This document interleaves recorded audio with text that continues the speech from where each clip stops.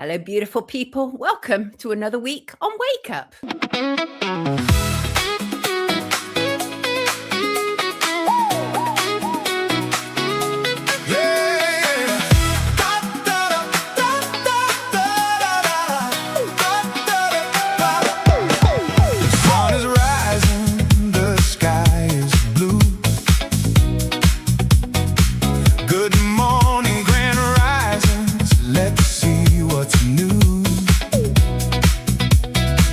It's the time of day for Sonia and crew.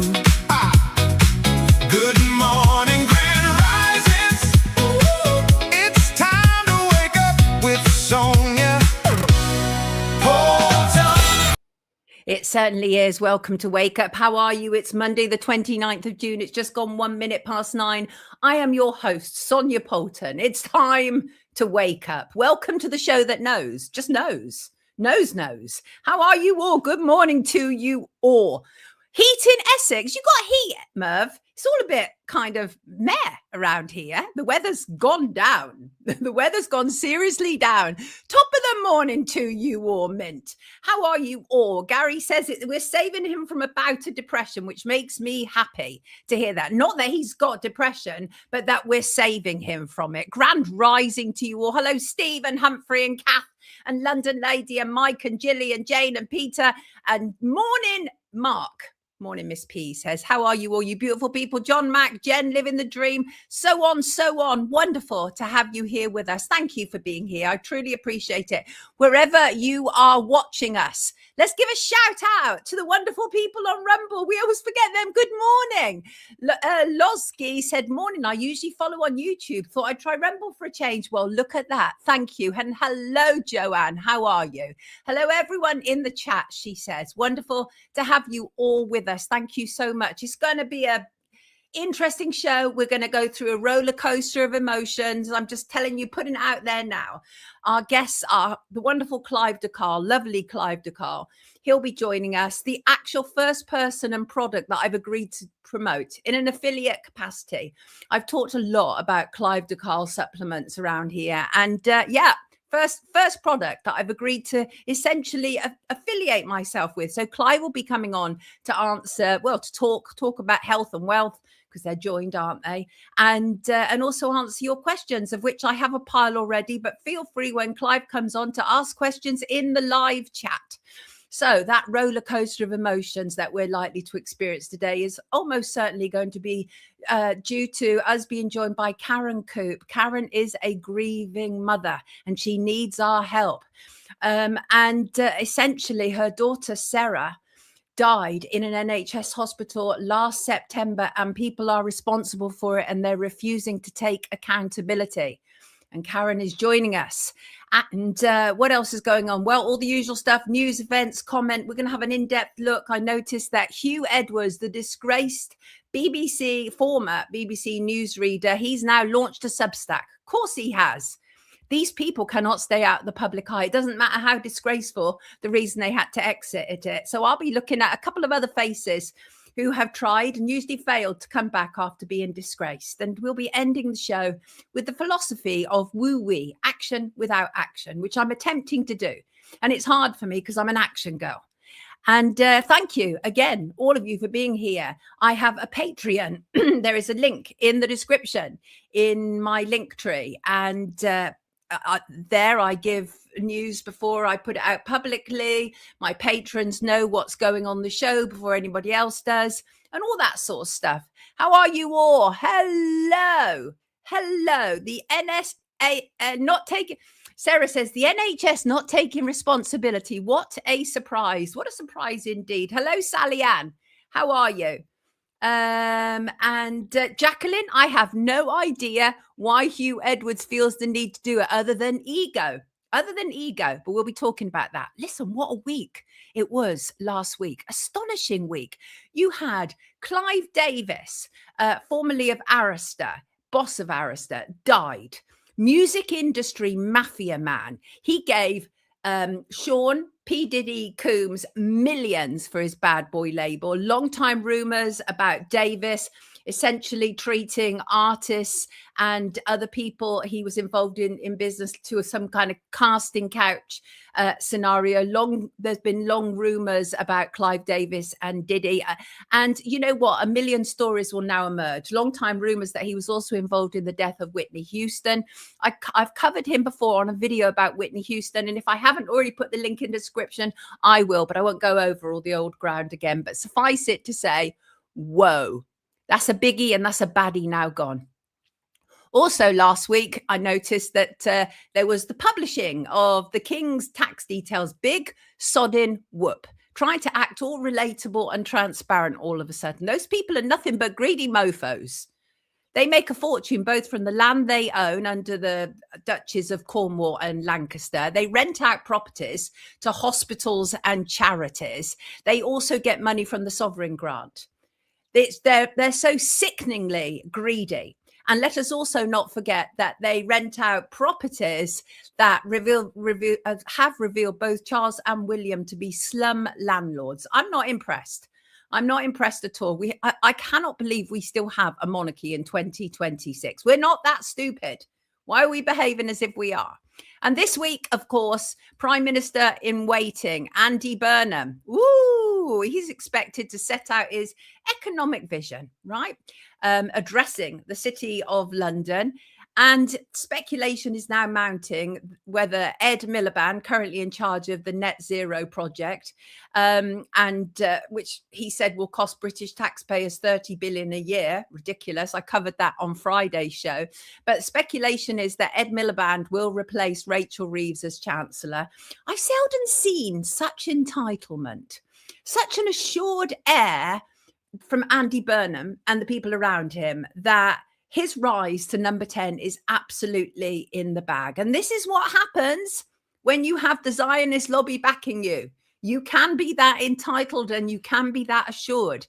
They are saying that Andy Burnham will be confirmed as the next PM by 6 p.m. on July the 15th, unless another challenger emerges.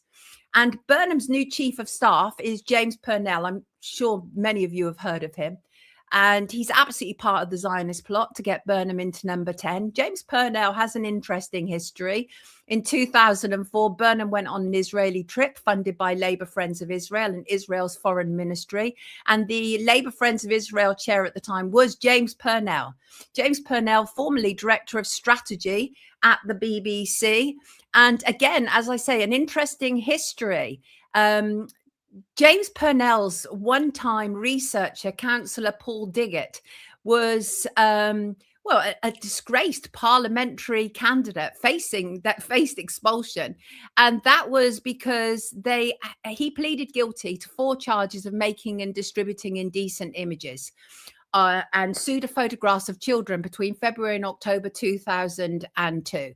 Diggett downloaded images of children, and I'm not even going to describe in what sort of detail, but that was one-time researcher of James Purnell. So James Purnell has seen much of politics and what goes on in Parliament and some of the dodgy feckers who move around there.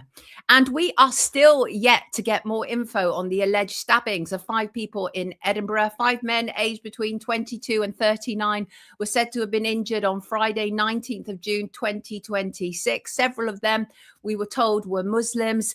We were told that it was an Islamophobic attack. I contacted Police Scotland and was told they would be releasing details that day, and they did, but not details of any of the alleged victims. Lewis Hawkes, a 36-year-old man from Edinburgh, appeared at Edinburgh Sheriff Court charged with 5 counts of attempted murder. Alongside 5 counts of attempted murder, Hawkes was also charged with assault and robbery, 2 counts of breach of the peace, and 2 counts of culpable and reckless conduct. And Hawkes made no plea during his private appearance and was remanded in custody. But we seem to be very, let's just say, kind of light on detail regarding this, which is kind of bizarre because we've seen how things have gone over the last couple of years. And that is, as soon as police can get information out, they do on these sort of things because there's so much speculation online. But we shall see. We shall see. Nikki saw a clip of English football fans singing, "Andy Burnham is an anchor." but not actually an anchor, but a word that sounds like anchor. I think you get my point. So I want to talk about this pair. What a disgusting, reprehensible pair they are. And you know what? You might not even know who they are. You might not. Former Democratic Union Party leader Sir Giuffre Donaldson and his wife, Lady Eleanor Donaldson, were both found by a jury to have committed heinous offences related to the sexual abuse of two women when they were children. The offences took place over more than 2 decades, spanning from 1985 to 2008. And Donaldson was remanded in custody immediately following the verdict and faces a lengthy prison sentence, with his formal sentencing scheduled for September of this year. He is obviously expected to be stripped of his knighthood and his seat on the Privy Council. And due to severe mental health issues, so we're told, his wife, Lady Eleanor, was ruled unfit to face a conventional criminal trial. She did not attend court. She did not participate in the proceedings. And instead of a standard verdict, a jury underwent a trial of the facts to determine if she committed the actions alleged against her. And guess what? The jury concluded that, yes, she did indeed do the acts across all 5 charges she faced, which included 4 counts of aiding and abetting her husband's sexual abuse. Evidence showed she was aware of incidents but failed to act to protect the children, known as Complainant A and Complainant B in court. And they can now legally be referred to as victims or survivors, whichever they prefer. And the problem about a trial of facts is it cannot result in a criminal conviction. Eleanor Donaldson cannot be sent to prison. She cannot really be penalized in any way. The court can issue a treatment order, a guardianship order, or an absolute discharge, which I suspect they will probably choose the latter. But what a fall from grace. It is phenomenal for Giuffre Donaldson to finally be convicted as the paedophile that he has always been. At the time of his arrest in 2024, he was leader of the DUP. And he's had a sparkling political career. Early days in unionism, his opposition to the Belfast Agreement, his move to the DUP, subsequent support for Brexit. He's been a power broker in Northern Ireland and Westminster politics for more than 30 years. He presented himself as someone who espoused strong Christian values. They both did. Their outward facade was that of a hard-working politician, a devoted husband, and a family man. And the 4-week trial at Newry Crown Court exposed a deep history of deceit and hypocrisy that ran completely contrary to the pair's very public Christian life. And the trial revealed that their marriage has been in trouble for a very long time. Eleanor, in fact, apparently grew so suspicious of her husband that she had a listening device planted in his car. She seemed to think that the problem was to do with infidelity, even though she had been made aware of the abuse claims. She told the police service of Northern Ireland that she did notice behaviour that made her uncomfortable with her husband and left her feeling something she didn't like was going on. However, whenever she confronted her husband, she said that she was met with a blank wall. She stated that she repeatedly asked him about the incidents over many years, but could never get anywhere with it because he offered convincing denials and explanations that she ultimately accepted at the time because she wanted to. She had a lifestyle that she liked and she didn't want to lose it. There are plenty of partners like this. And according to her statement, she believed him to be a serial cheater, which he also was, rather than a child abuser. And oftentimes they go hand in hand. And she noted that women were constantly throwing themselves at him because he was so powerful and all that and blah, blah, blah. And she told police that she found out many years later that her husband had secretly approached one of the victims, known as Complainant B, to ask for forgiveness. an issue he told his wife had already been dealt with privately. Now, if I find out that my husband or partner has approached somebody who has accused them of being a child abuser and asked for their forgiveness, I'm taking it that he did it. Why didn't she take it instead of just accepting that it had been dealt with privately? Because she didn't want to know. I find it absolutely egregious that she will not be penalized for her actions. She is absolutely complicit, as are others. And so much was known by the state and authorities. And who was protecting Giuffre Donaldson? The police knew what had happened. A BBC investigation was told that the detective and a child safeguarding expert identified Donaldson after speaking to the victim. They knew it was him at least a year before he was arrested.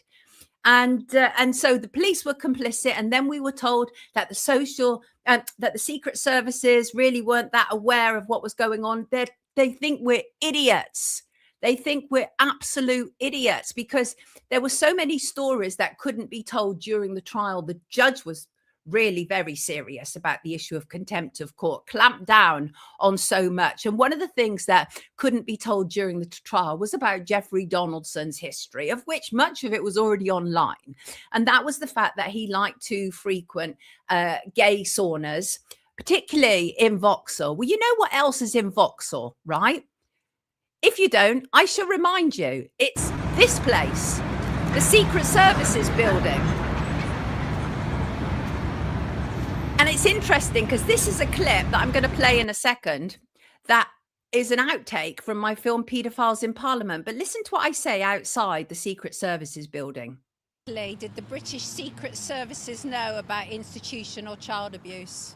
Yeah, what exactly did the Secret Services know? And we know they knew plenty, absolutely plenty. And you know what? You know who else knew plenty about this man? His mentor, Enoch Powell. Enoch Powell, yes. And you know that it's been said for a very, very long time that Enoch Powell was a child abuser. In fact, Richard Kerr, who I've interviewed, has openly said that Enoch Powell abused him, beat him. And this has been an absolute abdication of responsibility by the British media and the Irish media. They knew what was going on. They refused to do anything. One of the very few publications that emerged with any glory at all is the Village magazine. The Village magazine reported links between Donaldson and Enoch Powell in 2021, 5 years ago. And Richard Kerr had talked about being beaten senseless by Enoch Powell, Donaldson's mentor. People such as the Donaldsons are the worst of the worst. They put on a public display of great purity and giving. They have made much of this public front, when in reality, they are depraved individuals using their public image as a foil against their depravity, like all the other predators before them. And yes, I know that Giuffre Donaldson is the one convicted of carrying out the act. But seeing as Eleanor knew and she turned away, as far as I'm concerned, she is absolutely culpable. And on top of that, Giuffre Donaldson at one stage had secretly sought to keep a law which would hide his identity when police started investigating his abuse. It's extraordinary stuff. See, this is what happens. And of course, the whole, not just secret services, but secret societies also surround these people, unquestionably. It's outrageous. All of it is a bloody cesspit, Sally Ann. Sarah says she's an enabler. Absolutely she is. They're all enablers. Yes, they are. And yes, Stephen, this is also true that people who went to public schools are often ruthless feeling. And oftentimes that's because they've been separated from a very early age from their loved ones, and like their feelings essentially go into some sort of arrested development. And yes, Van Man, isn't it funny? And I know you don't mean that in a hilarious way. You mean it in an ironic way. It's funny how many times things like this are done by religious people. Different rules for them, says Cosmic. Yes, absolutely it is, but absolutely vile and disgusting things. These people are disgusting. They deserve nothing good. And how easy is it? I don't know what her psychological mental health is like, but how easy is it that you can have a trial of facts without actually a trial leading to a conviction? Terrible stuff. Awful stuff. Herbert thinks enablers are more despicable than the psychos. Well, we know a lot about enablers around here. Now, I want to bring in a mother. She's arrived, and there's lots of stuff that I want to talk about today. But this is the next thing that I want to talk about, a really important story. I'm going to give you a trigger warning right from the get-go. This is going to be heavy and very likely triggering, but it is a story that must be told because this mother and the daughter that we are talking about still need justice. Let's bring in Karen. She's here with us. Oops, it's not adding her to the stage. Why is it not adding her to the stage? There she is. No. Hello, Karen. Karen COUPE, everybody. Hello, Karen. Yeah. You I'm okay this morning? Starting to cry with the I'm so sorry. First of all, you must not apologize, right? You and I went through quite an experience last week when I called you. I've been promising to call you for several weeks. Finally got around to calling you because I knew it was going to be a big one. I knew I couldn't rush talking to you. We ended up having a very long and in-depth conversation about your darling daughter, Sarah. And I think before we go any further, I want to play a wee clip of Sarah so people can get a little idea about what a poppet. Okay, let's do that. Let me just find it here. Here we go. One kidney and a hole in my heart. Let me take that back to the beginning. My name is Sarah and I was born 19 years ago with one kidney and a hole in my heart. I'm going to show you what it's like to be me for a week. But first, I'd like to tell you a little bit about what I've been through so far. I arrived at Queen's Park Hospital on Sunday, the 3rd of September 1989. I was taken to the special care baby unit. I weighed about the same as a bag of sugar. My clothes were so tiny they'd fit on a small doll. Bless her heart. And she was 19, as she said, when she made that video. And she's very small, isn't she? And there's a reason for that. What happened well, first of all, let's just go back. Sarah was born with polycystic kidney. So one kidney and a hole in her heart. Bless her. She said that to us. She was born in September 1989. She struggled, didn't she, throughout her life? She was sick all her life, Karen. She was. She did have these conditions, but she actually, up until about 12, she lived a normal life. And a dear friend of mine who's now passed, he lost his daughter through cancer. And he said, do everything you can while you've time. Sorry. And we went to Disney, we went to Florida, Disney, we went to Disney, Paris twice, we went to Greece, we went everywhere, any opportunity. And she was fine. The only medication she had up until she was 12 was sodium bicarbonate. I mean, it's a teaspoon of sodium bicarbonate to stop her being acidotic. But she had some problems with her bones, and a medication was introduced quite early on, which had to be very carefully monitored. Had some problems sorting that out, as I mentioned, with a doctor who wouldn't give me blood results for 3 months. And then they weren't acting for 3 months when they could have acted within a day of getting blood results. She had a very, not easy life, but a very happy life. She was so happy, and everyone that met her absolutely loved her to bits.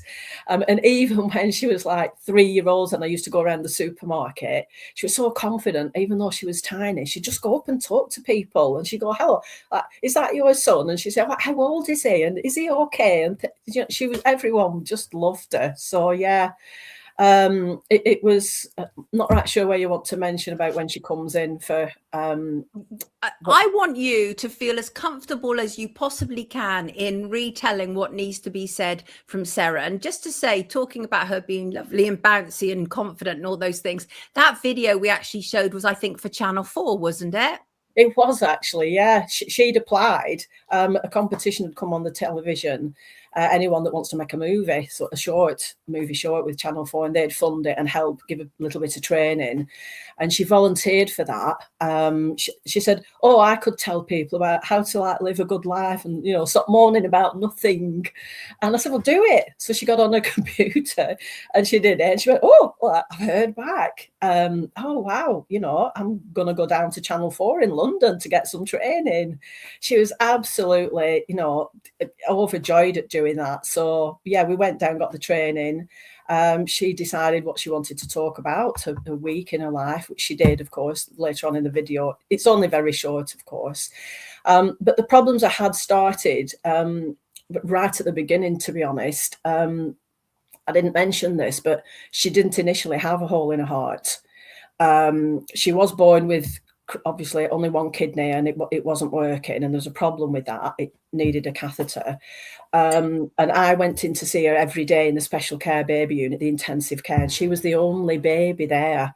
And I do feel, had she not been the only baby with everyone's attention, she may not have made it.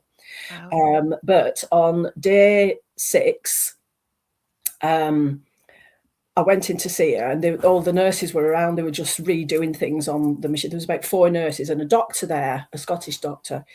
And I said, oh, I'll come back later. I don't want to disturb you. And the doctor said, no, it's fine. You stay here. It's fine. I'll talk you through what they're doing. Don't worry.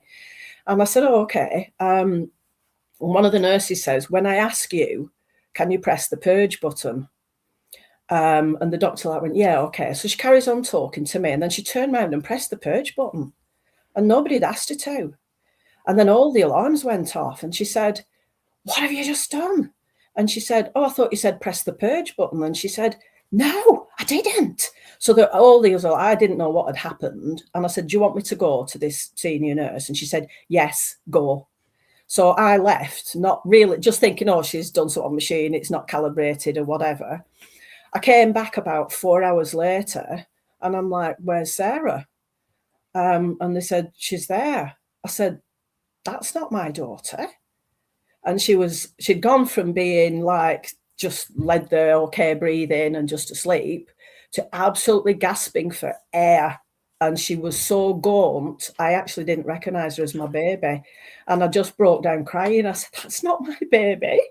And they said, oh, has nobody talked to you? And I said, what about? And they said, oh, we found a hole in her heart. And I thought, well, that's a bit odd. Suddenly somebody presses a button. So they took me into another room. They said, she's got, I know, a hole in her heart in the lower left chamber. And we don't know whether to take her to Pendlebury to fix the kidney part or to go to Liverpool for the hole in her heart. And I'm just like, oh, my God, you know, what are they going to do? Anyway, a few hours later, said, no, we're going to take her to Manchester. So she went to Manchester. Brilliant people at Manchester, I have to say. They give her literally no chance of survival. She'd had up until then, she'd had 4 chest drains. You know, she's got this hole in her heart now. Anyway, they did it and she survived. We went back couple of weeks, 3 weeks maybe, and they said we could go home. And when they sent me home, they gave me a letter to hand to the doctor, which I still have. I didn't hand it to the doctor. And it said that she had 1 episode of heart failure, and the date and time was the time that purge button was pressed. Wow. So right from the beginning, we are talking about such a catalogue of medical issues that have gone on, even literally from her birth. The fact that we don't actually know whether she was born with a hole in her heart or whether that happened as a result of what was taking place in the hospital. Well, when I went back to Blackburn, because she just went for a day at Manchester, and then she went back to Blackburn, and she went back in the incubator. There's a massive sign that says, do not purge while still attached to patients. Dear God. And I know she was attached because I was there. And I saw when she pressed that purge button, all the alarms went off. So it blew a hole in a lower left chamber, which I've basically never shut up about to all the staff, and they just kind of all go quiet. So we came home, wonderful doctor at Blackburn, amazing. I don't know if I can say his name, he's retired now, but yeah. If it's a good one, yeah. Dr. Benson was absolutely fantastic. Well done, Dr. Benson. Absolutely amazing guy. He's the one that came the night she was born and said, I'm sorry, but she's not going to make it. And I said, and they said, do you want to come down and see her like before she passes? And I said, well, hang on a minute. She's in an incubator. She's got all the oxygen. She's still alive. And they said, well, yeah, but we've done everything we can now. There's nothing more we can do. And I said, while she's alive, you're not taking her out of the incubator because she has a chance. And one nurse said to me, well, don't you want to hold your baby like that? I mean, I am a really strong person normally. I know I cry a lot now, and I said, no, I don't, because as soon as you take her out, she's going to die. She needs the oxygen. She's got, her lungs aren't fully developed. And said, you've had to guide it all the way along, though, Karen. If it were not for you, it would have been probably day one. No, she wouldn't have, and that's the reality. So you were saying that up to like the age of 12, she was kind of okay, even dealing with these things. What was it that happened at 12? Because I want to draw attention to this. You have been fighting for so long, trying to raise awareness, and you have been hit by one medical catastrophe after another. Some of these headlines, for example, hospital sorry for transport blunder, kidney op girl at centre of hospital blunders row, heartache as kidney operation fails. So much. You had to keep fighting hospitals. But what happened at 12, Karen? Right. Well, I had to leave the Manchester hospital because the doctor there was really pushing for a transplant from the age of 2. And I basically couldn't take it anymore. And I said, when I found, I found a letter about Dr. Benson. We'd been asking to go back to see Dr. Benson from when she was like 1 year old. Said, well, can't we go back to Blackburn now? She's just on sodium bicarbonate. And I said, oh no, Dr. Benson doesn't want to see you again. And I thought, oh gosh, he was such a wonderful character at the start. Anyway, when it came to the... We don't know he said that. We don't know he said that, do we? No. He didn't, and this is what I found out. So when it came that you can get the paperwork under the Freedom of Information, and I went through it, Dr. Benson was asking, why can't Mum come back? Can we see Mum and Sarah? Like, it's local. It's literally 10 minutes down the road instead of all the way to Manchester. And this other doctor, not very nice one, I won't mention, said Mum doesn't want to come back when I was pushing to go back. So when I found that out, I went, I'm not going there again. I can't trust him. I want to go to another hospital. So I went to another hospital, which was Leeds, which was quite a journey to get to Leeds from where we are. And the doctors there seemed really, really nice. And one of the doctors says, well, you don't really need to come here. You can just go to Blackburn. And I said, well, I've been asking to go to Blackburn for like years, and he doesn't want to see me, unfortunately. And they said, no, it'll be fine. Like, we'll just say you can go to Blackburn for regular blood tests and come here maybe twice a year. Because the kidney function at the moment's okay. You could be years off yet. You don't want to be coming every month. So I said, that'd be fantastic. So Leeds wrote to Blackburn to Dr. Benson and said, can Mum come there and Sarah? And he was so like, I've been trying to get her back and now she wants to come back. So he wrote to the Manchester consultant who had said, Mum doesn't want to come back. And said, what on earth is going on here? Exactly. He then, the doctor at Manchester, literally went into overdrive and ballistic mode. He wrote a 10-page letter to the social services, 10 pages, and they were about me. Not about Sarah, they were about me and how I'd apparently failed to follow his protocol because he wanted her on a transplant list, 2-year-old. And he sent a blistering letter to Leeds saying, this person shouldn't be going to Blackburn, obviously because of how he's lied years earlier. You'd crossed him. You'd crossed him, and probably in his whatever narcissistic mindset or whatever it was, he felt that he had to come back at you. Talk to me about a transplant, because what you said about, because you obviously offered your own kidney, as most of us mothers would do for our children, right? And it took a year, according to them, to find out that you were a poor match. But what was the truth of that? Well, when all this blew up and the social services were involved, I was called to a social services meeting with the hospital, and they said, I'm not doing as I'm told, and I'm not giving Sarah this medication that she desperately needs. And if I don't do that, they're going to go to court and take her off me. And they'd said it was a medication called 1-alpha-calciferol, and she was on 1 drop of it. And I monitored her bloods. I took her to Blackburn or wherever to get her bloods done, or my GP, to make sure her calcium levels were safe and stable. And if it escalated, I stopped the medicine, got another blood test done, and got it. I did everything for, like I said, 12, 13 years. But the result of this social services meeting, and the doctors at Leeds said I had to increase a 1-alpha-calciferol to 6 drops, which is a huge increase. And it had to keep at that, or they were going to take me to court and have her taken off me, and they'd have care and control of her. So I felt I had to do it, even though I'd saw calcium going up. I didn't dare not do it. But what I didn't know then was it artificially elevates a toxin level called creatinine. And it had gone from something like 400, which was okay. They said at 800, she will need intervention. And it had gone to nearly 800 with this medicine, which I didn't know. But the dangers of what they did was it was calcifying her bone, her veins, which is really serious for a heart problem. And they were damaging her. I didn't know at the time. I just knew calcium needed to be within a safe limit. So they said, right, she needs to go on the transplant list now. And I said, well, take my kidney, like you're saying. And I kept saying, test me. It took a year for them to test me, at which point she was near some kind of intervention. So she was on the transplant list from that moment. No calls came. We had a bleeper. And I kept pestering, work me up. And after a year, like you said, little bits of tests they did. And at the end, they said, right, we have worked you up. And as you're a poor match, we really do need like the best possible match. So they waited 2 years. And then they said, okay, then we'll take yours. And they scheduled a time, I think it was for March 2005, I think it was. And at the end of January, she got a call to go and have a kidney that she'd been called. So we went, it was literally midnight. It was really a bit of a mercy dash. We got there. And they took some blood from Sarah. And I kept saying, what is the match? What is the match? They wouldn't tell me. They told me I was only a half match and half was a mismatch. And that's really poor. That's bare minimum what they take. I believed them.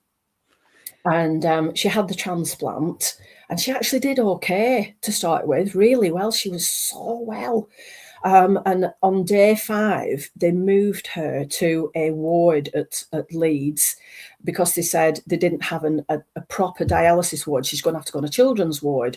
So she went on the children's ward, and within a day, a nurse that was there, I weren't allowed to even give her water, monitor anything at all. I had like hands off, nothing to do with her. Everything was done by professional staff. She was given her anti-rejection drugs, and she was given this glass to drink. And Sarah swallowed it, and she said, that's really horrible. What is that? And I looked, and it was like white, like a milky coloured. Mm-hmm. And I went, oh my God, she's not even supposed to have milk so close to a transplant anyway. What is it though? Where is that come from? Why are you giving her milk? It wasn't milk though, was it? No. What was it? This is it. And I said, where have you got it from? And she said, that table. I said, that's the playroom where all the paint mixes are. There's different coloured paint, like blues and pinks. And you've picked the white one up. That looks like it's paint. And she just quickly got it and poured it down the sink and rinsed the sink and the glass. But not before giving it to Sarah. A nurse had given your daughter white paint. It's madness, isn't it?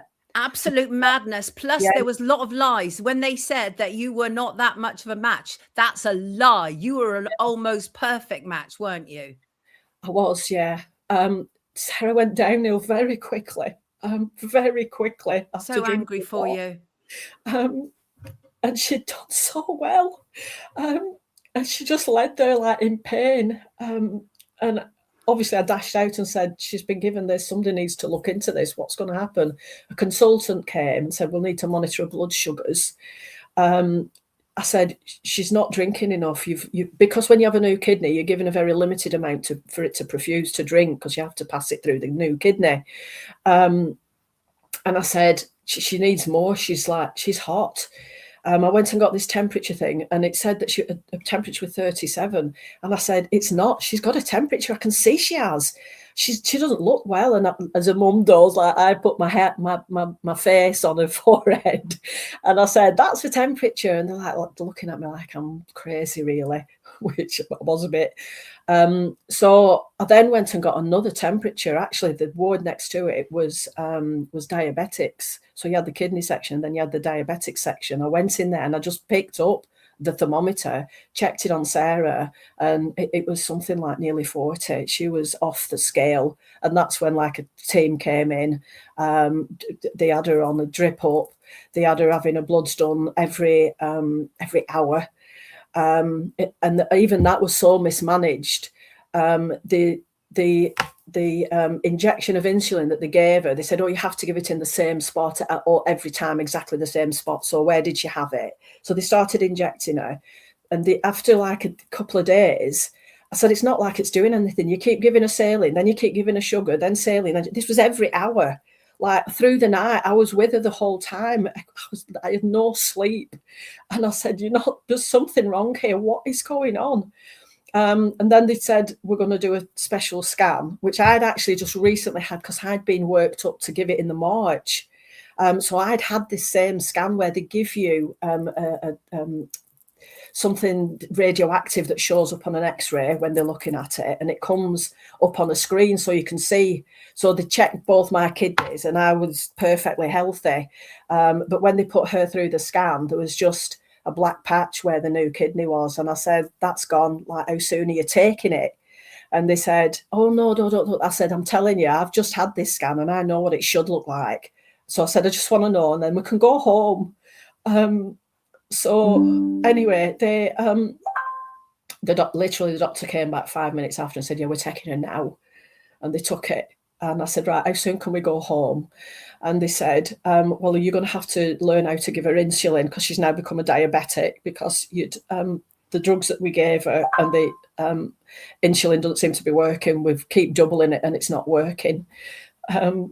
And I said, "Right, okay, show me." And this nurse come and she said, "Right, you have to put it in a different place every time." I said, No. It has to be in the same place. She's had this now for a week." And they said, No, a different place. And I said, "No, that nurse that's been coming has given her this insulin injection in exactly the same place." And she said, "No, that's not true." And I said, "Right." So I went to get the senior nurse and she come and I said the same thing. And she said, "Yeah, that's what we're told." And the senior nurse from the diabetic said, No, that's not happened. So the credit to the nurse in charge went to the diabetics, brought the nurse and said, "Right, can you just say what you told us?" And she said, "Yeah, injected the same place, exactly the same place." And the other nurse looked at her as if to go, like, "Oh my goodness. Oh dear." So then they said, "Well, you're going to have to give double when you go." And I said, "I'm not going to give a double, not when it's not worked, not when you've given it a week in the exact same spot and it's not worked. That's madness. I'm no like scientist." Anyway, they said, "You have to do. You can't go. You'll have to stay here." So they give her the double there. I went home and her levels were so toxic, I couldn't let her sleep. I had to keep giving her sugar to get it because of what they'd done. It's horrendous what you've both been through, my love. Five failed operations, not needed at all. No, and after 12, she didn't grow because she was taking so many drugs. So she essentially remained at a child size, didn't she? That year, she never grew one bit at all. So we went home with the insulin. I know it sounds awful, but I halved the dose and she was still really poorly. And then I stopped it the next day. So she was only on that for 2 days when she was home. Right. And I checked the blood sugars for months after and they were perfect. So then I said, "Right, take my kidney." And they said, "Well, we'll have to work you up again and she needs to rest a year." So we waited a year. Delay. Yeah. Another year went on with them working me up. And I said, "I've already had all these tests." And I said, "Right, this is getting absurd now. She's been on dialysis now for like 4 years. It's just not fair. She could have had this before." So then they got me into a room in Leeds and the senior consultant said, "I'm so sorry to tell you, but we can't take your kidney." And I'm like, "What do you mean?" And they said, "Well, actually, it's a near perfect match." and we've compromised it because of the antigens that they look at, the human lockout antigens. The A2 was in the donated kidney, and you have A2. And the second it's implanted into Sarah, all of the antibodies will summon by the billions and attack it and destroy it. It won't last a day. She can't have it.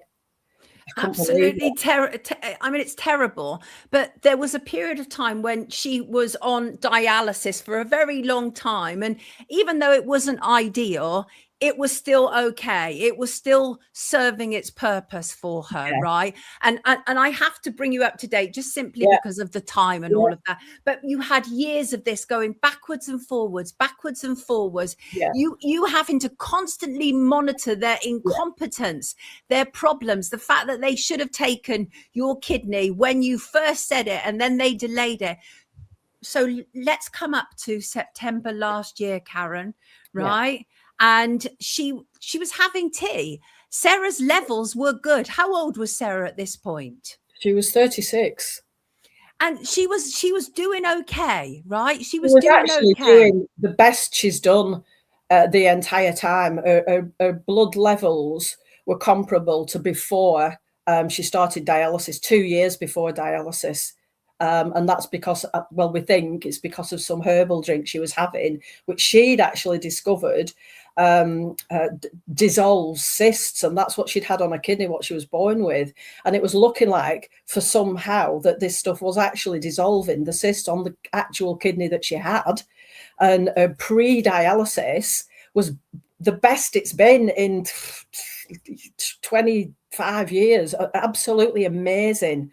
And we were all really excited, and the hospital was excited and saying, we're going to look into this. They kept saying, do the pre-dialysis bloods, let's have a look at them. I did it on 4 or 5 occasions. They were coming down on every single occasion, and we were at the point of actually them coming to do scans on her kidney. Somebody had already been to visit her and said, like, this, don't get excited, but it might be possible that you might need a little bit less dialysis because the pre-dialysis is so good. Looking good. You don't need as much. I mean, it had gone from 1,200 creatinine down to about 600. I mean, it's crazy. The kidney function had doubled. Yeah. So there was definite improvement, while in the background they were gossiping about you not doing what they necessarily wanted, all that sort of stuff over those period of years, blah, blah, blah. Even though you did everything, you went above and beyond. You absolutely did, Karen, of that. I mean, no doubt whatsoever. They're echoing the same stuff in the comments. So there's Sarah, right? She's sitting on a sofa. It's a Sunday night. You ask her if she wants a cup of tea, all very normal, everyday stuff that most families can relate to, right?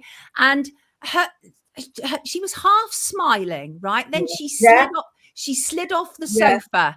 Yeah, she was smiling because I'd offered her a cup of tea because her bloods were so good. She didn't even know. And you never did. That was the weird thing. You never offered her a cup of tea because of history and all of that kind of stuff. Right. She sort of turned around to say, like, goodness me, you're actually offering me a cup of tea. Because I had the blood results at that point and I hadn't told her yet. I was waiting till she'd finished. And she just went like that and slid off the sofa. And I thought, that's a bit over dramatic even for Sarah. I mean, she's like one of those characters. And I said, like get up, sort of thing. Don't be. Are you all right? And I saw the side of her face had dropped, and I said, "Oh my God, like just stay there." And she's like, "Help!" And she was moving her right arm and leg trying to get up. And she's like, "Help me!" I rung 999. An ambulance came, but very quickly, the last operation she'd had, which is now 2 years ago, but was 18 months prior, and like you said, there's a series of operations she had that I don't think she should have had by people that weren't pediatric experts. And following that the 6th operation, she'd come home with a lot of varicose veins across her absolute torso. And I knew that from day one. And when I went to Preston, they said, "Oh, there's nothing you can do about that." So when she slid off the sofa and the ambulance came and they lifted her top up to put the monitors on for her heart, all the varicose veins had gone. And I said, "Wow, they've all gone. All the varicose veins have gone." And they looked a bit oddly. I said, "She's had an operation which left her with varicose veins. They've all gone." They took her to hospital. I'd actually taken some bloods because they couldn't do it. And they'd gone off to pathology. And I actually have online access to all the bloods, as I have for 20 odd years. And it had actually messaged me early in the morning to say, a particular level for infection, a C-reactive protein, was at 2. So I just happened to have that knowledge on me. So she's there. She did have a scan on her brain, and they said there's some blood in her where her brain is. You know, we need to like operate really. Now, my feeling is it's possibly from the blood on a stomach that's washed in. It's not from her brain. That sitting on a sofa, I don't know how you could suddenly have that. I mean, the blood pressure wasn't that high. So then I'm saying. It was a young nurse who was attending her in hospital, right? And got hold of her hand, twisted it in the opposite direction. Yeah. Sarah cried out, right? Screamed. Yeah. She never did. She was just one of those patients who just got on with it, right? Absolutely. And Sarah said, I'm in pain. I'm actually in pain. And she wanted to see the same doctor that she saw before the x-ray, right? And these were very young nurses dealing with her, Karen. They were like 18 years old. No one was equipped to do what was needed to be done. And you said you'd do it. What was it you said you would do? Right. That thing, that happened in January when she'd twisted her arm and she'd open up the crack. So Sarah constantly tried to get off the bed. She did not want to be there. She wanted to go home. So she was like, I'm going home. And she was lifting herself up. And I said, I think they need to operate, Sarah. And she said, no. And I said, there's some blood got in your brain somehow. Do you know? And she went, yeah. And I said, I think they really need to operate, Sarah. And she's going, no. And she's just trying to get home. And within a few hours, her left-hand side was starting to move as well. So all of a sudden, the doctor comes and he says, how long has she been on dialysis? And I said, 25 years. Why? And he went like that and walked off. I thought, why has he asked me that? Next news, a nurse comes and she puts this thing on, a nebulizer over her nose, but above the top half of her head, and it's pressing in her eyes. And I said, what's that? What's that for? What are you doing? And it's hurting her eyes. And she's like going like and trying to move and get off with her arms. And I said, you need to stop doing that. And they got the oxygen and they put it on her chin there. I said, that's not doing anything. You're doing that on her nose, and yet, what are you doing? And I said, the oxygen's going down. You need to stop what you're doing. And she said, no, I've been instructed to do back-to-back nebulizers. I said, well, why? And she said, I've just been instructed by a doctor. So I saw the oxygen dropping to 70, and I went out and I said, can somebody come? Because her oxygen's dropping because of what this nurse is doing. And the doctor come. And she said, no, I'm not stopping. I've been told to do back-to-back nebulizers. And as he walked off, a nurse came and give her 3 injections in her right arm. And she's trying to pull her arm away like this. She didn't want to be there. Sarah wanted to get off the bed. She was doing everything, wasn't she, to get out of that hospital? Yeah.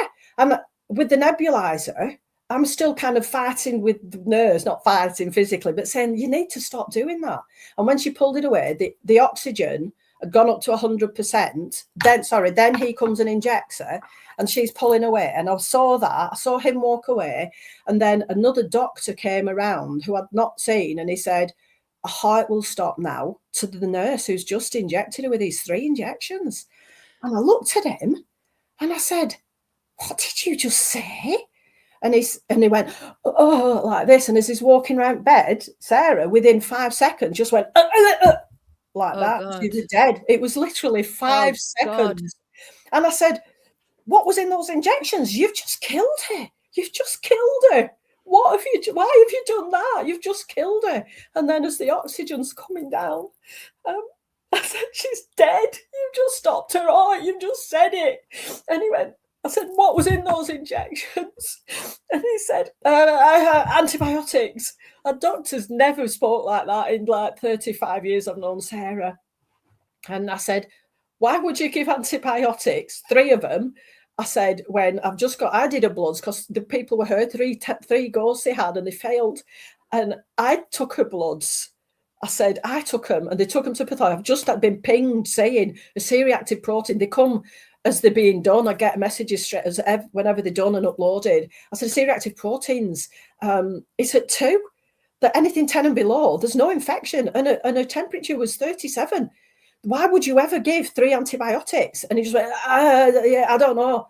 And left very, very quickly. And like my husband Michael's just like screaming, she's not dead. She's not dead. And then as it dropped to 0, I said, she's dead. They've killed her, Michael.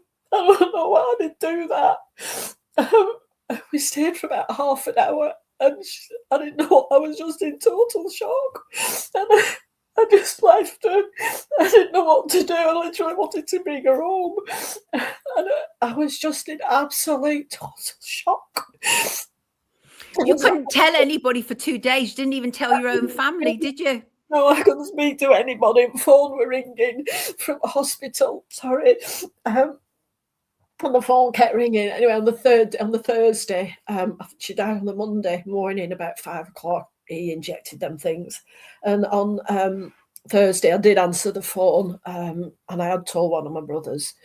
And it was the medical examiner. I didn't even know anything about them. And he just said, tell me what happened. I told him, and I was on the phone an hour and a half at least. And he said, Karen, I'm going to tell you, I'm going to launch the most serious of investigations, and I've got royal authority. I can get access to all the notes anyway. I do not need permission. I just have automatic authority by like the royalty. And he said, there's no notes here. There's nothing on Sarah. And when she came in, anything that happened, basically she came in and died, and nobody'd really done anything. I said, well, that's not true. What I've just told you. He said, right, tell the coroner tomorrow, tell her I want a toxicology, I want an MRI and an autopsy. So I spoke to the coroner the next day and told her the same. And at first she said, oh, I can't give any authority to say we're going to do anything. I'll probably ring you back next week. I said, that's fine. Within 10 minutes, she'd rung back. And she said, yeah, we are having a thorough investigation in this.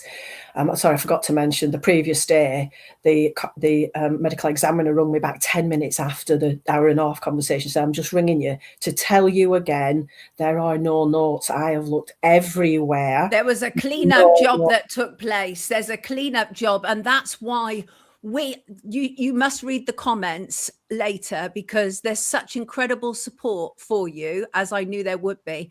But there was a cleanup operation that took place because they knew what they'd done, and they knew that that nurse had created a problem. They knew that the doctor had witnessed it and said that her heart was going to stop. All of that happened. Sarah's body is still in the hospital morgue. What is it that you want, Karen? What can we help put pressure on the authorities to get for you?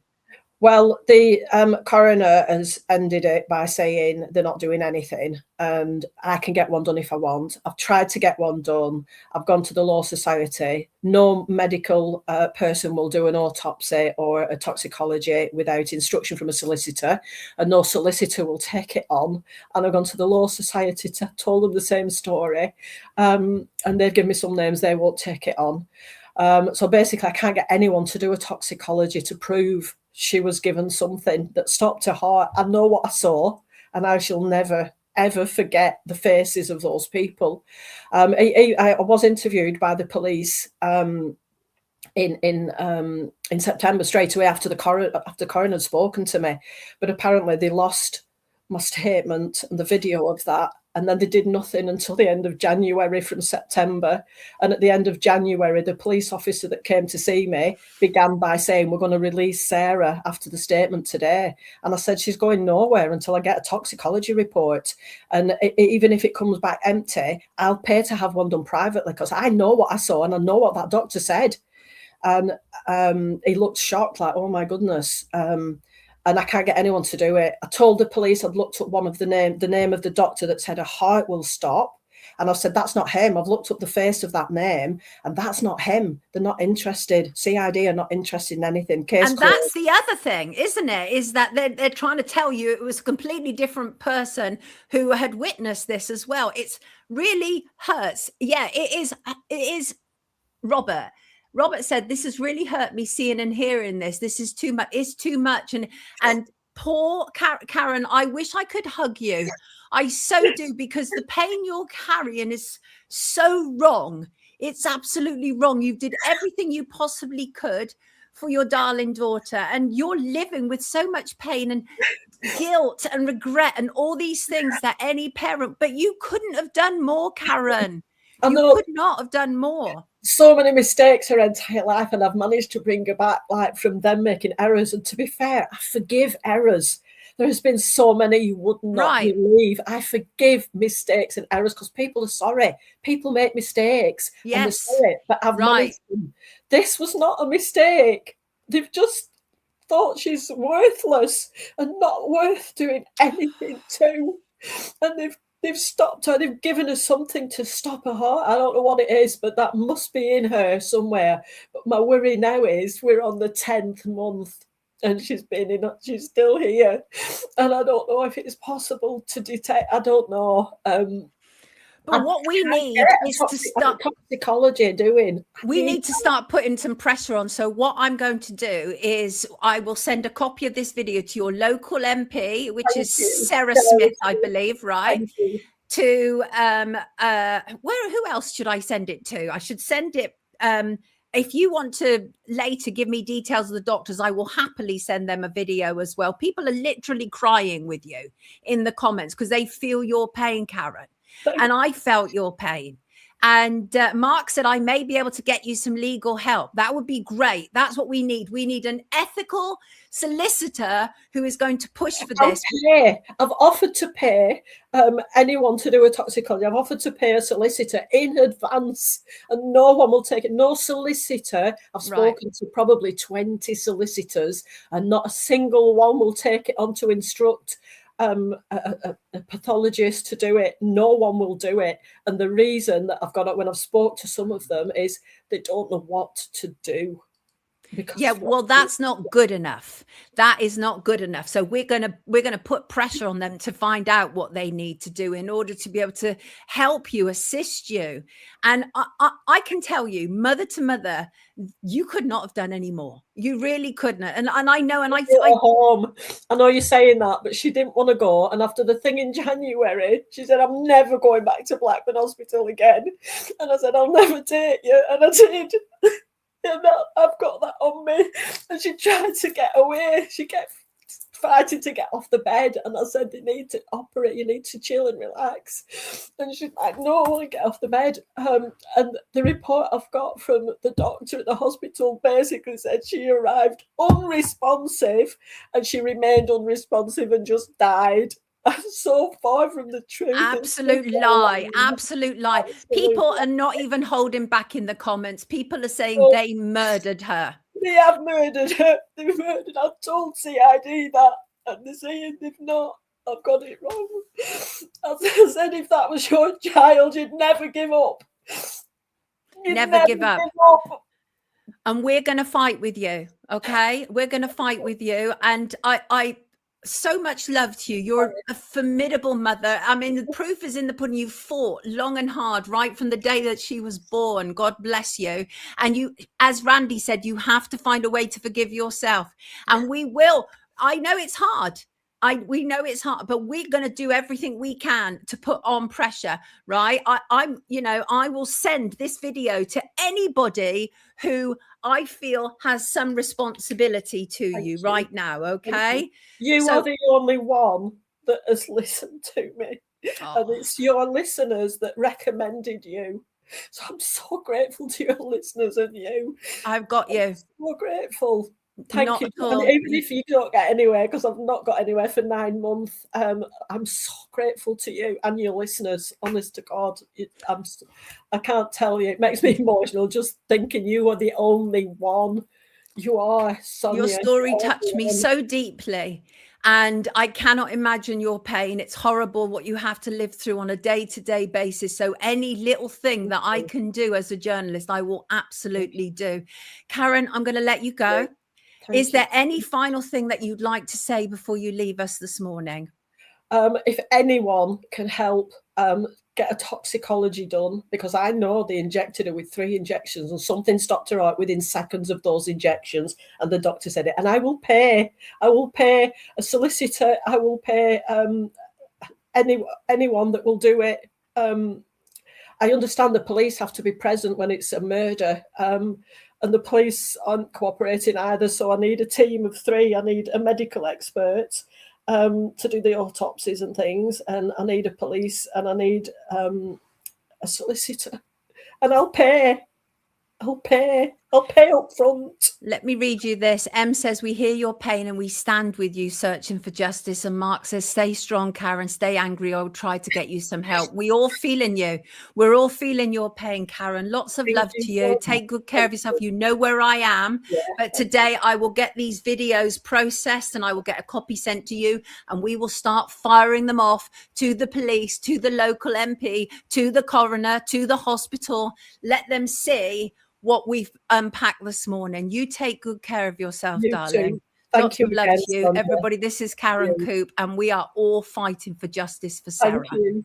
Take Thank you care, so sweetheart. much. No Thank you. worries. Take care. Unbearable pain that poor woman has to go through. It's unconscionable to me, unconscionable. And she's so strong. She's so incredibly strong. Thank you for all your love in the chat this morning. I so appreciate you all so very, very much. I really do. But the whole story from beginning to end is it's a nightmare. It's a nightmare. The fact that she believed her daughter was born with kidney problems, and then there was an issue at the hospital, which then appeared to create a heart hole in her heart. I mean, just from the get-go, one level of incompetence after another, saying that her kidney didn't match and then discovering later on down the line it was a perfect match. A nurse giving her daughter white paint instead of, water or whatever to take down medication. A nurse then injecting her and killing her daughter. And a doctor saying her heart would stop, and it stopped immediately. It's unbearable. And these are the things I had to tell you this today. And I know it's triggering and I know it's painful. And it's not exactly a happy start to Monday, but this is real people and what they're suffering. And I think that if we stand for anything at Wake Up, it's about challenging stuff like this and supporting people who are going through this horrendous stuff. So thank you so much for all your love in the comments towards her. And yes, we will try it all. Can we crowdfund? Says, see, I don't think money is even the problem. The problem is they're also reluctant to do anything about it. Euthanasia, says Sunshine Smiles. I mean, right. I'm going to bring in my next guest. Let's change the tone around here. Well, absolutely being aware of what poor Karen is going through, and we are going to help her. We are going to help her. Remember that time a mother showed up on our stream and her child was dying because every time she went to sleep, her heart was stopping.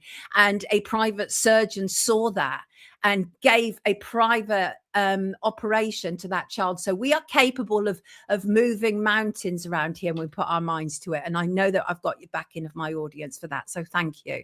Let me bring in Clive Dakar. Clive, you were sat there listening to that. I saw the look on your face. Painful, right? I don't know if he can hear me. Can he hear me? Can you hear me, Clive? Hello? There doesn't appear to be sound coming through on Clive's. Hello? Unmute? No. Hello? I can't hear you. I can hear you. Can you not hear me at all? Hello? Chat, can you tell me what you're hearing? We seem to be having a connection issue. Tell me. And help spread this video by simply clicking like. Yes, please. Can't hear. I can hear Clive, but he can't hear me. We can hear you both. So they can hear us both. So I don't know why you can't hear me. Colin Guthrie said we can hear you both as well. And Marilyn. Clive? No, he's not getting me, which is unplug this. Can you hear me now? I'm not hearing you at all. That's so weird because everybody else can hear me except you. I so want to be able to talk to Clive. I so desperately want to be able to tell you what, go back out and come back in again. Go out and come back in. It's definitely Clive's end, Mark. I know. Let me see. He has muted you. Yes, I think so. Go out and come back in. I'm going to just remove that from the stage for now. Can Clive reboot his computer? We can all hear Sonia. She says to you, Clive, to go back. A few words. And I just don't. Hello, Clive. Let's try that again. Hello. No. Go out. Go out. Go. Go. Go. Go. I hear you, Connie. Money is the problem because it will take money for Karen to get the help she needs. I would gladly contribute. Clive, go out and then back in again. Could somebody read the comments? Yeah, I'm going to have to remove him until hopefully he can sort that out. Go out, Clive, and come back in. Could somebody, can you DM him?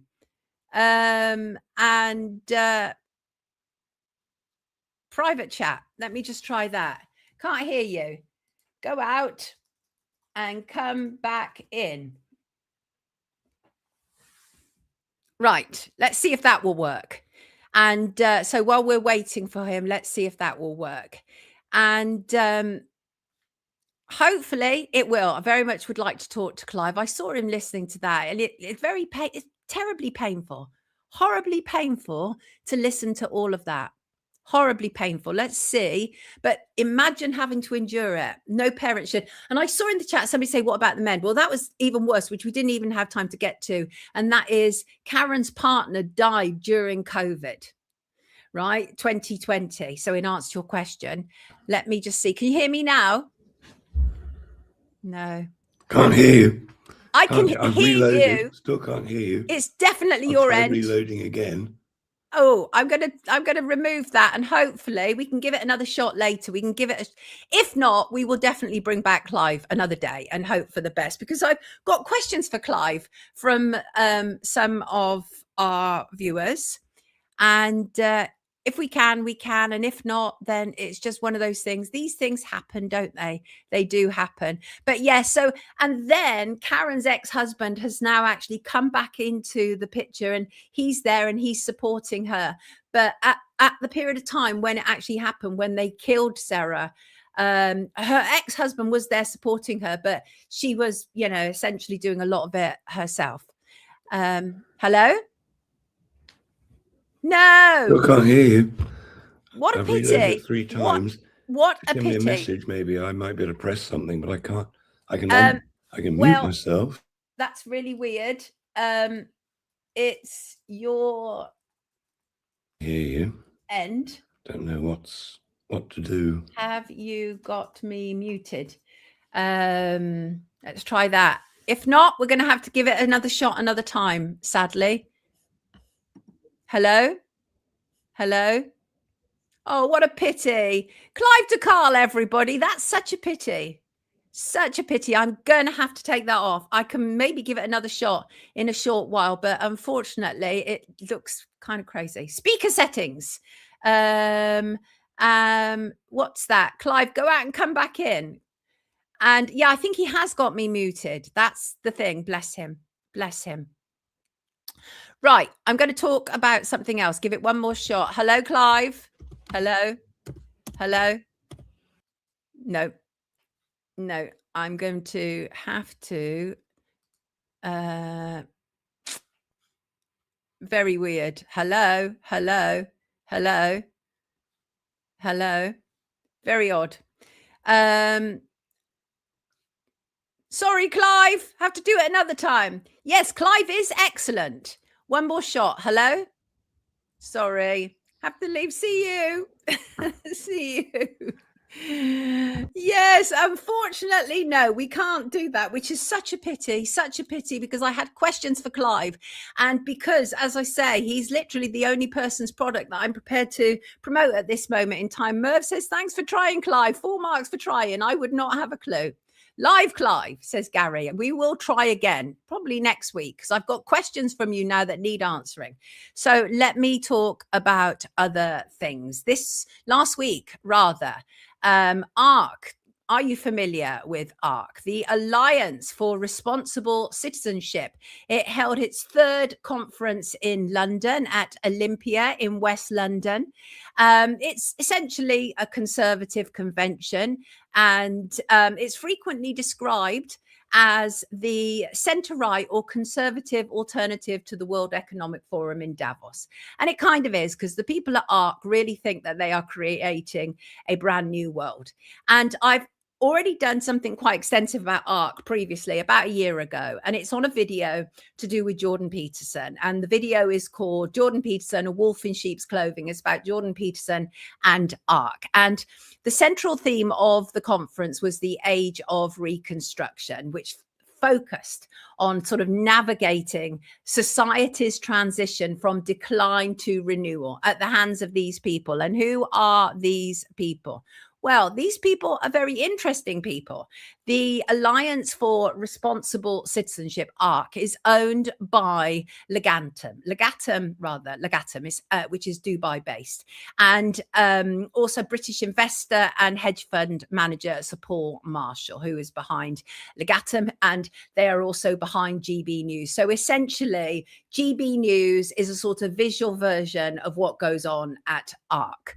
And they discussed a number of things, such as they centered on rebuilding institutions, strengthening family networks, instilling traditional Western values. It's high energy, very weird, cultish, Christian stuff. Not saying that you have to be weird or cultish to be a Christian, but just saying that's what that is. That's what ARC is. Look at the name, ARC, A-R-C. Obviously, it's after Noah and his ARC. And they also talked about the future of artificial intelligence. They talked about creating a moral framework, about ethical foundations. And again, you have to bear in mind who these people are behind it. So it was also formed with Jordan Peterson. Jordan Peterson now is, of course, quite seriously unwell. And it was also the other person who was involved in the formation of ARC is British Conservative peer Baroness Philippa Stroud. She also serves as the group's executive chair. And as I said, I've already made a video about these people.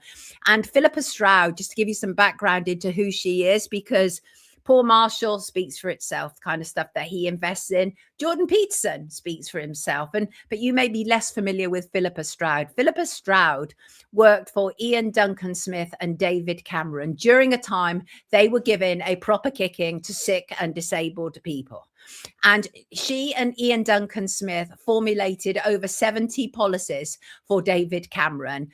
And that was during the period where all the launching of food banks was taking place, where they were kind of going through the welfare reform bill, and their friends in the media were demonizing sick and disabled people, because in order the reason that the media demonize sick and disabled people, you know, spongers, scroungers, all of that horrible rhetoric, and the reason that they did it is it's easier to convince the public that these people don't need assistance if you can first demonize them and make them non-human. And that's what these people did. Ian Duncan Smith, I will never forgive and I will never forget. I chased him and Esther McVeigh outside Parliament. I think I called him a murderer, and I don't regret it. And so that she was very much part of that. These people are very overprivileged. They are very ignorant. They think they are warriors. They think they are superior to us. They believe themselves to be leaders of some kind of new world order. They are opportunists. They leapt on the truth movement. They could see that the truth movement was, you know, capable of exposing all manner of lies and myths that existed for a long period of time. And a lot of these types leapt on the truth movement around the COVID period, and they've used it as an opportunity. And I've talked often about these sort of organizations, whether it's Big Brother Watch, whether it's the Together Declaration, or whether it's ARC. They're all kind of the same. And it's very regressive thinking that goes on at these kind of ARC conferences. It's very 1950s kind of trad wife and controlling husbands.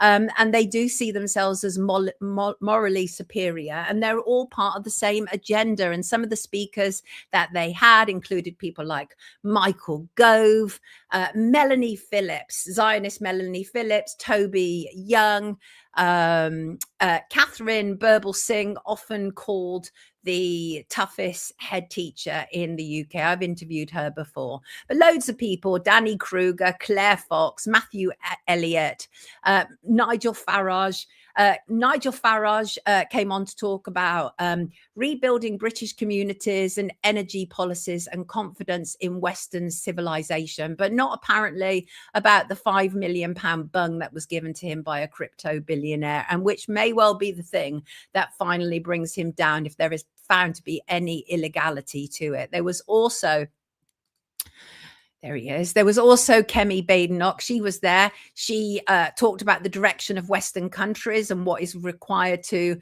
rebuild Britain. And Kemi is very much pro-Israel, so no doubt that also entailed lots more Zionism. So, you know, it's that kind of event, really. And they were talking about how AI plague is affecting students, how society has failed boys. They talked about how net zero is stealing young people's future.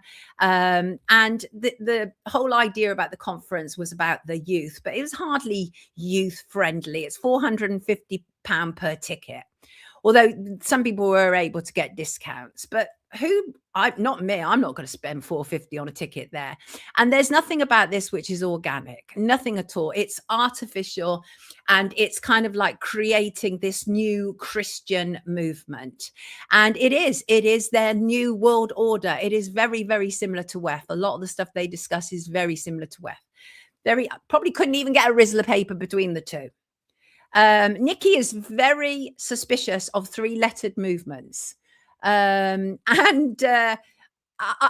think that's how you pronounce it. Says Kemi wants to rebuild the Britain her own party broke. Yes. So that's kind of what went on last week. And they like to consider themselves to be the movers and shakers of this world.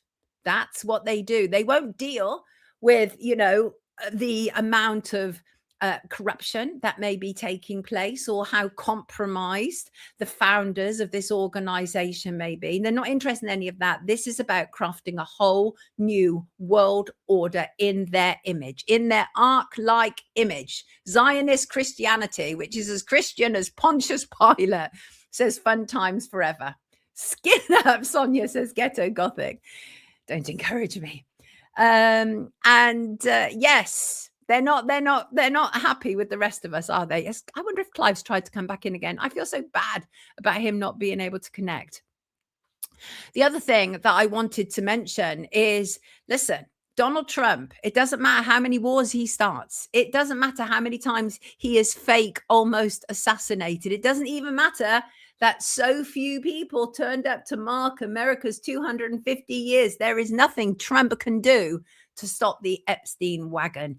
This week, a US judge has ruled, last week rather, that the Department of Justice must now unredact specific Epstein-related documents, like emails which mention torture videos and potential co-conspirator names and raw FBI notes, or they must justify why they are withholding them. They have got until July the 2nd this week. And this order stems from Katie Fang. She's a journalist, fought long and hard, and she had a lawsuit over the 2025 Epstein Files Transparency Act. So they're going to have to release them now. And you know what they did before when they released a lot of the Epstein files was they redacted the names of the alleged perpetrators, but they left unredacted the names of the alleged victims. That to me sounds like an intimidation tactic. It's like, look, we're showing the world who you are. Don't push it. That's what it felt like. Anyway, we shall see what's going to happen. And kind of loosely linked to that is Western Australia police have now announced that they are going to be conducting an internal investigation into the way that they handled Virginia Giuffre before her death. Now, of course, Virginia Giuffre is arguably the most high-profile Epstein victim. She came forward. She said that she was trafficked to a number of people, including Andrew Mountbatten Windsor, the man formerly known as Prince Andrew, and including a former Israeli prime minister. And the name was then redacted from her book after her death. And we were told that Virginia Giuffre died by suicide at her farm property north of Perth in April 2025 last year. And initially I agreed with, a lot of what some people were saying, which was that there's no doubt about it. She definitely took her own life because at the time she was involved in divorce proceedings with her husband, Robert Giuffre, whom she had separated from. She shared 3 children with, and court records showed that Virginia was charged with breaching a family violence restraining order in February, just obviously prior to her death. And but the reality is there was a history here, and I think there's a lot of questions around this. So initially, I thought she is an alleged survivor of trafficking, and she's also an alleged survivor of domestic abuse. This is enough to send anybody over the edge. Very difficult, and so I thought that was possible. But in the year since, I've really had time to reflect on her, and I have to say that there's a big question mark over it. I'm really not at all convinced that she took her own life after all, because now we've seen what's come out over the last year to do with all the Epstein files. And obviously that was always intended to come out when Donald Trump went back into power. And he was sworn in January 2025. And then a series of kind of mountain events happened to Virginia, including, remember her posting online an image of her where she said she'd been hit by a bus, and the woman in the car said it wasn't that bad, but it really looked like something terrible had happened to her. Some people think that she wasn't even alive when she posted that picture. And then several weeks after that, we were told that she'd taken her own life. But I am no longer convinced that that has happened, that she took her own life. And in part because I think that she would be the most potent, powerful witness for what is taking place right now. All of the kind of revelations that we've learned through the release of the Epstein file, through the Transparency Act. So, but the actual investigation is not into whether she took her own life or not, but it's about whether the police interacted with her correctly prior to her death. And I think it needs to be wider, and I think it needs to be broader. And maybe they are actually doing that as well, but they're just telling the public that this is about an internal investigation about whether the police served Virginia well or not. Tell me in the comments, where do you stand now? Do you believe that Virginia Giuffre took her own life, or do you believe something untoward happened to her? If this is interesting, IG says if she did take her own life, she was forced into it. That's interesting. The world is very scary. They're saying blessings to Mark for something. Did I don't know. I missed something. Mark has already contacted his friend. They will call me this evening. I will ask them to watch this episode. At the very least, they will point me in the right direction to help Karen. Thank you so much. Love you dearly for doing that. Thank you so much. Yes, pizza. Absolutely. The doorway to heaven said Virginia did not commit suicide. And I'm going to correct that, because I've had people before saying that's no longer an expression that we should be using, because it suggests that she broke the law. And no disrespect to you, doorway to heaven, I still say it often as well. It's very difficult because we're so used to saying that, aren't we? Yeah, nice one, Mark. And what's that? Epstein is a smokescreen for real depravity, and Giuffre was a character they used, says Senton. Jay never believed that it was suicide. And the reason I did was because I was very aware of what was going on with her, and the allegations of domestic violence. And I also saw how troubled she was online as well. There was a load of stuff going on. Millicent said this is foul play.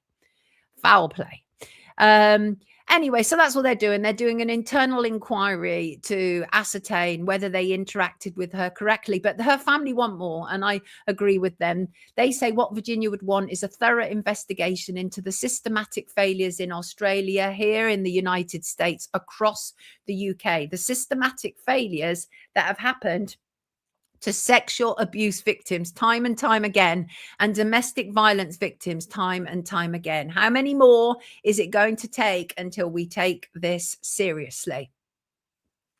Charles believes it's a sign of collusion to portray suicide. And, this is the thing, Mark. It is difficult to know what is real and what isn't. And Gary says Virginia was murdered, just like Sally Clark. And Curly Crew said she wanted accountability. She absolutely did. And the thing is, we've talked about this before, is that it's so easy to make distressed people who are struggling look suicidal. Same way as it's so easy to make people with substance abuse issues make it look as if they took their own lives. It's so easy. Nothing changes. Nothing changes. But rest in peace, Virginia. And I do hope that there is some accountability. But I am now on kind of swaying towards the whole. I always like to try and be as balanced is not the right word, because sometimes life just isn't balanced, and that's a false kind of impartial balance that the BBC concoct. But I always try not to be hyperbolic, and to try and look at things as kind of dispassionately as possible in order to reach a conclusion. But I think over the last year, with all of the kind of revelations, many of which we knew, and most of them that are not going to come out anyway, a lot of the stuff that we had previously kind of learned about what was going on with Epstein and the Epstein class. And I think it all kind of does tend to point towards the fact that they had to get her out of the way. It is so easy to frame an innocent person. And Nick is right. We've got our gut instincts these days. Blue Nomad talks about Kurt Cobain. And again, Kurt Cobain, perfect example of someone that many of us believe took his own life. And actually, as time unfolds, and that's the incredible thing about time, is that all of the objections to you believing a certain thing, they fall away. If they're true, then the truth becomes even more solid. But if the story is built on a stack of lies, those lies eventually fall away. You only have to look at the Madeleine McCann case. Barely stands up to any scrutiny these days. Catherine said, this is a good comment, I feel it. They allowed Virginia to be the face of the Epstein story, a demonic, probably always planned to take her out as a threat to keep others quiet. Blessings to Ali Carter. Ali Carter is also somebody who's been on the run for a long time. She said a lot about the Diddy case, didn't she? You're talking about Lady Victoria Harvey, aren't you, Pizza Boss? She is an atrocious individual. She claims that she knows all this stuff that she was going to release. Nothing's happened. Horrible. She went out with Prince Andrew, so absolutely she has a horse in the race.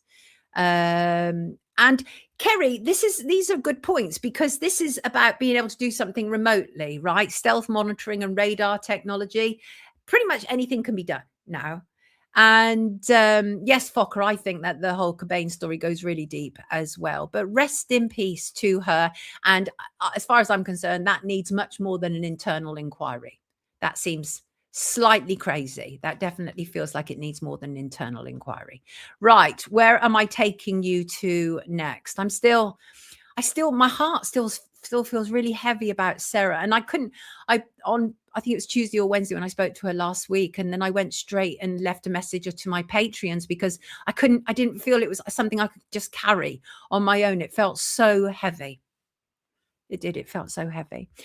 Some slightly good news for journalists like myself, and that is there's a coordinated move which is taking place across Parliament, where the Right Honourable Baroness Stowell and the Right Honourable Sir John Whittingdale MP have introduced parallel anti-SLAPP private members' bills this month. Now, you may or may not know what a SLAPP is. SLAPP stands for Strategic Lawsuits Against Public Participation. They are abusive legal threats that are not necessarily intended to ultimately win in court, but are intended to silence the person who is being issued with the legal threat. The idea is to silence people, to intimidate people, or financially exhaust people. And these are often associated with defamation cases to do with journalists, but not only and not exclusively so. These SLAPPs are also being used against whistleblowers, against victims of crime, against, local campaigners and activists, against people who are raising awareness to abuse. They are often hit with these malicious lawsuits. Anyway, the UK, it turns out, has been identified as the leading source of SLAPPs. Almost in the UK, SLAPPs are issued almost as frequently as the US and the EU combined. What the hell is going on here? It is absolutely time to make a change. And Baroness Stowell's bill would essentially create this filter system, a filter mechanism that would empower the courts to dispose of SLAPPs, to look at a claim and go, this is an attack on freedom of speech. This is an attack. This is aimed to silence that whistleblower, that journalist. The judge can knock it out straight at the get-go. That we need. We absolutely need that. The government has repeatedly said it's committed to tackling SLAPPs, yet there wasn't one in the King's speech, anything really about it in the King's speech in May, which is why they're now attempting these private member bills. We need it. This SLAPPs are absolutely an attack on free speech. They are a stain on our legal system, and they have to be stopped. And Susan Giuffre, a co-chair of the UK Anti-SLAPP Coalition, said for the last 5 years, the coalition has worked with SLAPP targets across society who have been threatened in bad faith solely for speaking out without any legal avenue to restrain the abuse. And the truth is, SLAPPs are they're weaponized against the individual. That's what happens. So it looks likely that we will finally get some movement on SLAPP. And it hasn't escaped my notice, of course, that it's very interesting that the minister involved, John Whittingdale, I actually talk about in my film Paedophiles in Parliament, not because I accuse him of being a paedophile, not at all, but because his half-brother, Charles Napier, is a convicted sex offender who was convicted of hundreds of historical sex assaults against young boys and was sentenced to 13 years in prison. So if anybody knows about SLAPPs, it will probably be the half-brother of a man convicted of child abuse. And again, not making any allegations against John Whittingdale. I want John Whittingdale and Baroness Stowell to get this through. We need it. We need to start leveling out the playing fields, because the stuff that goes on and the attacks that are made against journalists speaking out is outrageous. Shouldn't be allowed to happen. So I think that's quite positive. No, Adam, absolutely right. We cannot claim to be protecting free speech if the shield we build is controlled by the same class of people who have pioneered extrajudicial forms of silencing. Yes, Shug said they are not judges. They are administrators within a corrupt legal system which has nothing to do with actual law. And Stephen said the judges can be corrupted. And all of that, I'm sure, is true. I've had some dealings in the High Court, and almost all of my judges have been fabulous, including very senior judges. So I think I've been quite fortunate. Are SLAPPs legal gagging orders in the UK? No. SLAPPs are malicious, false lawsuits to try and silence a person, either by kind of depleting their energy or driving them insane or, depleting their money, however they do it.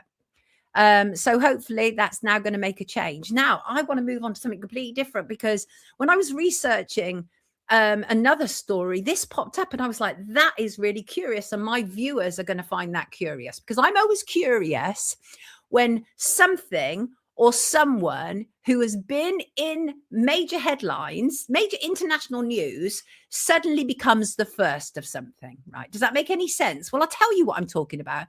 I'm talking about the Countess of Chester Hospital, which became famous because that is the hospital, the neonatal unit, where nurse Lucy Letby was convicted of the murder of 7 babies and the attempted murder of a further 7. And the Countess of Chester Hospital has opened a new women and children's building, and it is the first NHS net zero building in England.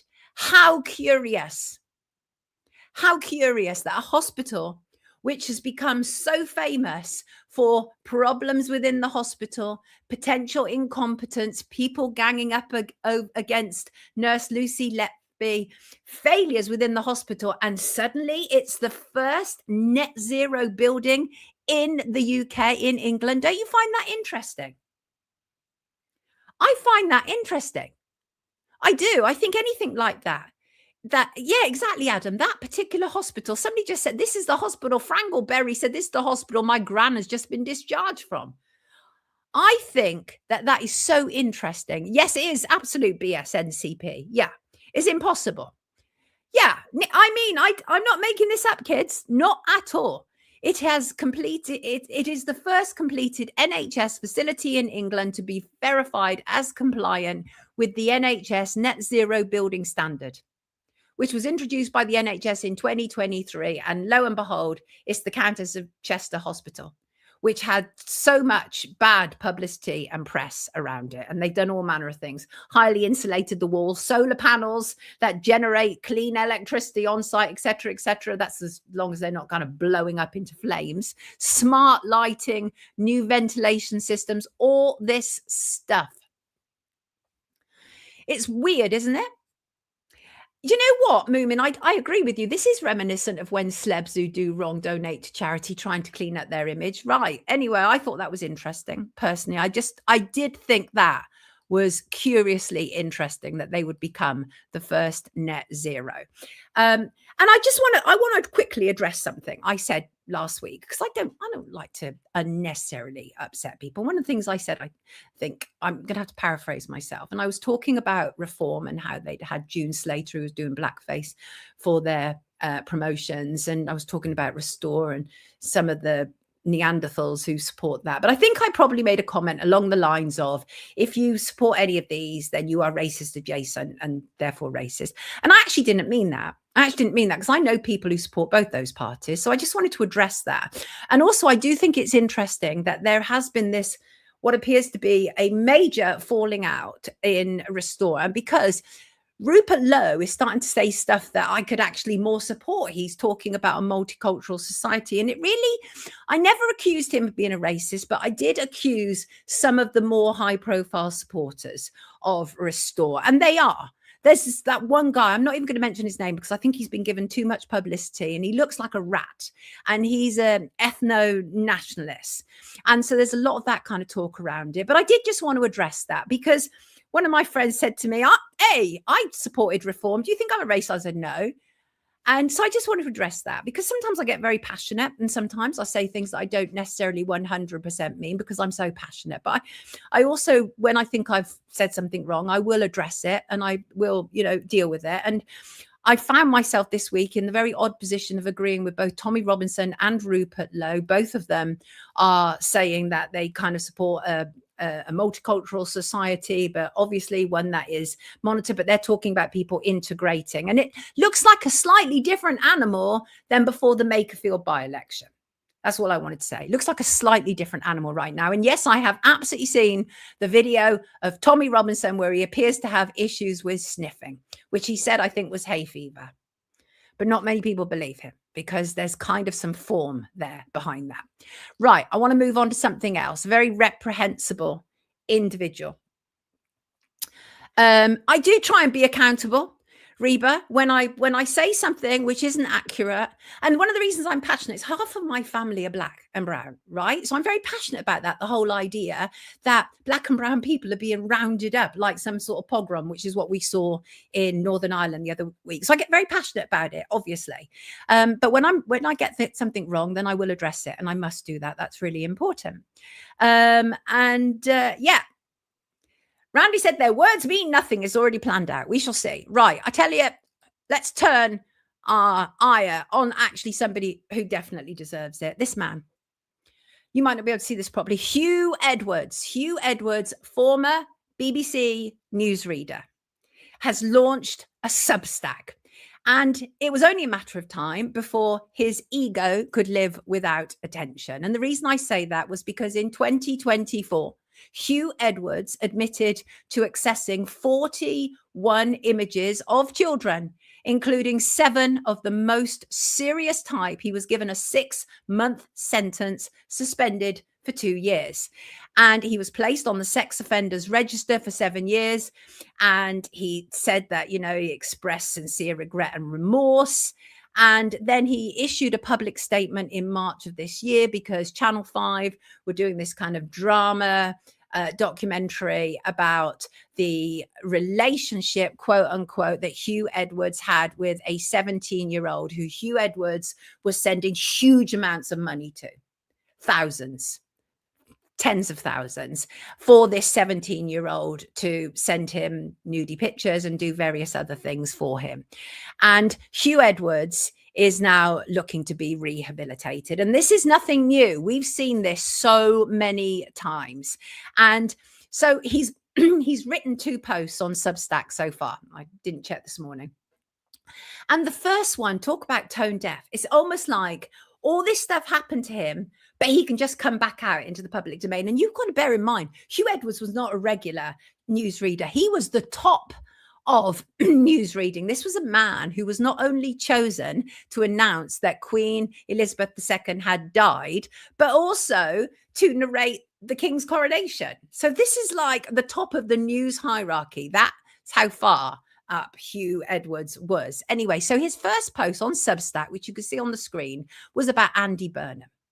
So let me get this straight. A man criminally convicted for having abuse images of young children so severe they ranked as a category A. A man who was so reviled that despite being the face of BBC News was forced to flee into hiding. Not for him to go quietly, though. His ego, it would appear, knows no bounds. So he wrote all about Andy Burnham and about it being King Andy, about how we've seen this before, you know, where they don't have necessarily an election and they just put their own people in. And it's happened all down the line. We've seen it repeatedly. We saw it with Rishi Sunak. We saw it with Liz Truss. And they're going to probably almost certainly do it again with Andy Burnham if there's no challenge. I think, did I say by July 16th, Andy Burnham will assume the role of Prime Minister in this country. So that was his first post. A nonce, a very public nonce. His first post is about politics. Now, you'd think, wouldn't you, if you actually are going to attempt to come back into the public domain, your first post should be about you putting your hands up and saying, this is where I've gone wrong. But oh no, he thought, because of his arrogance, he spent years, decades in a system where he was told he was the best of the best. I don't know if you remember, I once told a story, a true story, based on a young journalist who had gone into the BBC, and she'd been part of the work program at BBC News, the training scheme. And she was told when she was around Hugh Edwards that she was not to be smarter than him. She was to laugh at his jokes, and all this stuff existed around him. So he had decades of being told that he was the best of the best. So he's now come back with this return blog about politics. You know what? No one gives a shite about your politics. And he realized that because he then followed it very quickly with a second blog, or a second Substack rather. And this one was titled On Remorse. And he said, I hadn't intended posting so soon after my first attempt earlier this week, but it seems some things need to be said before going any further. And he talks about the public statement that he issued ahead of a Channel 5 program about the events that led to his court appearance.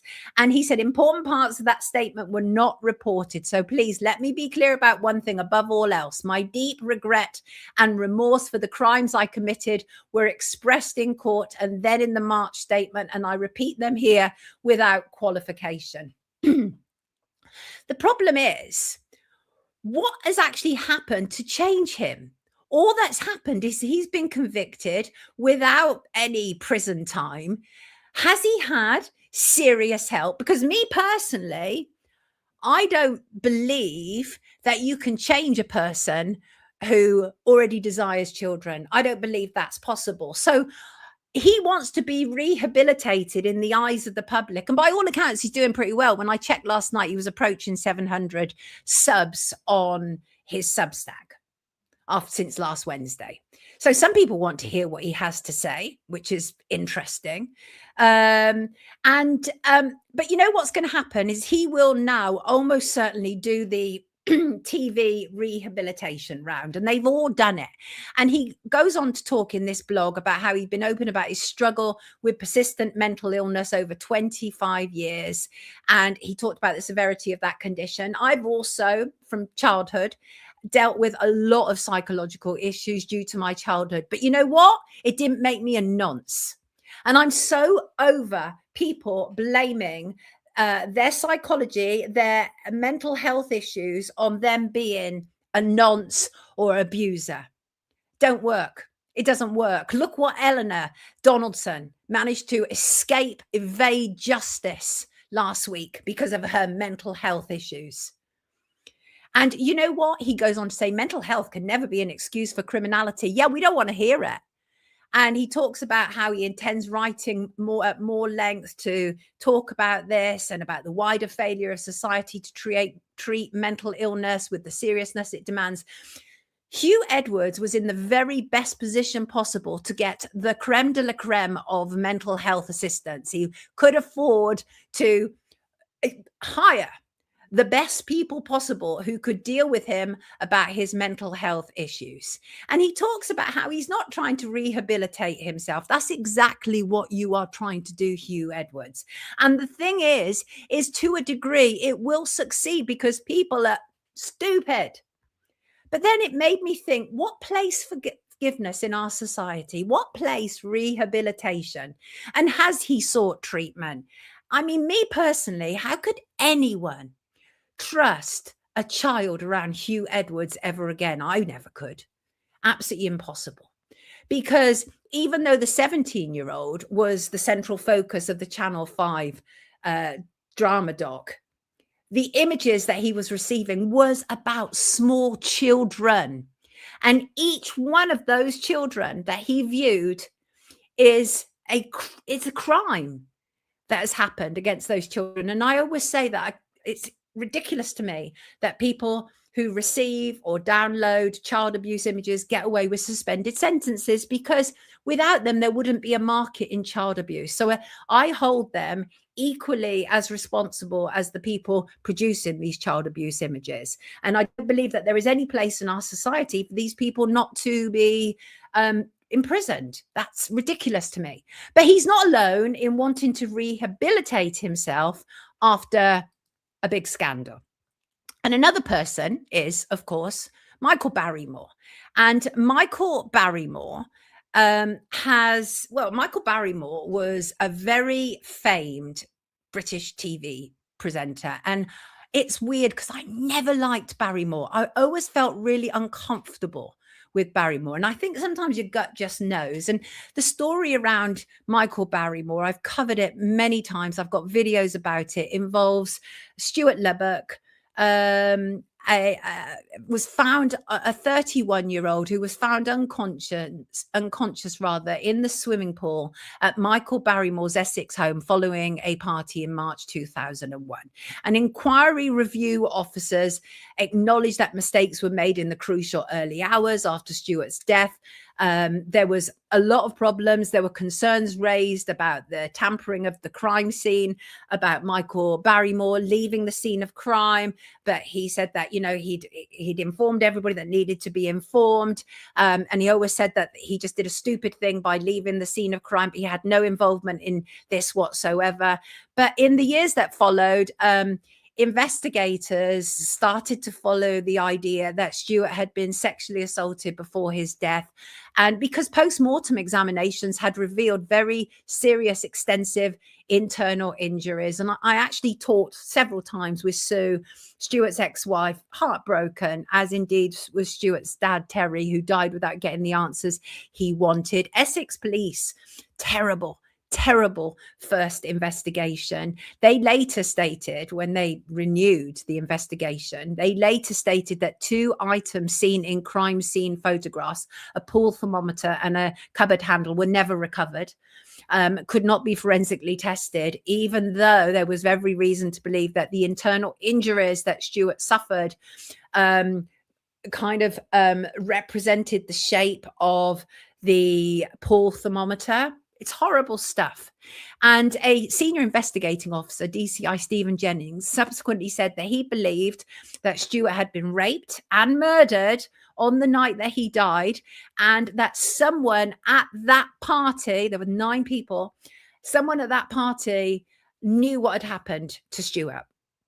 There's been multiple investigations, there's been arrests, there's been reviews of evidence. No one has ever been charged in connection with Stewart Lubbock's death. Michael Barrymore has consistently denied any involvement.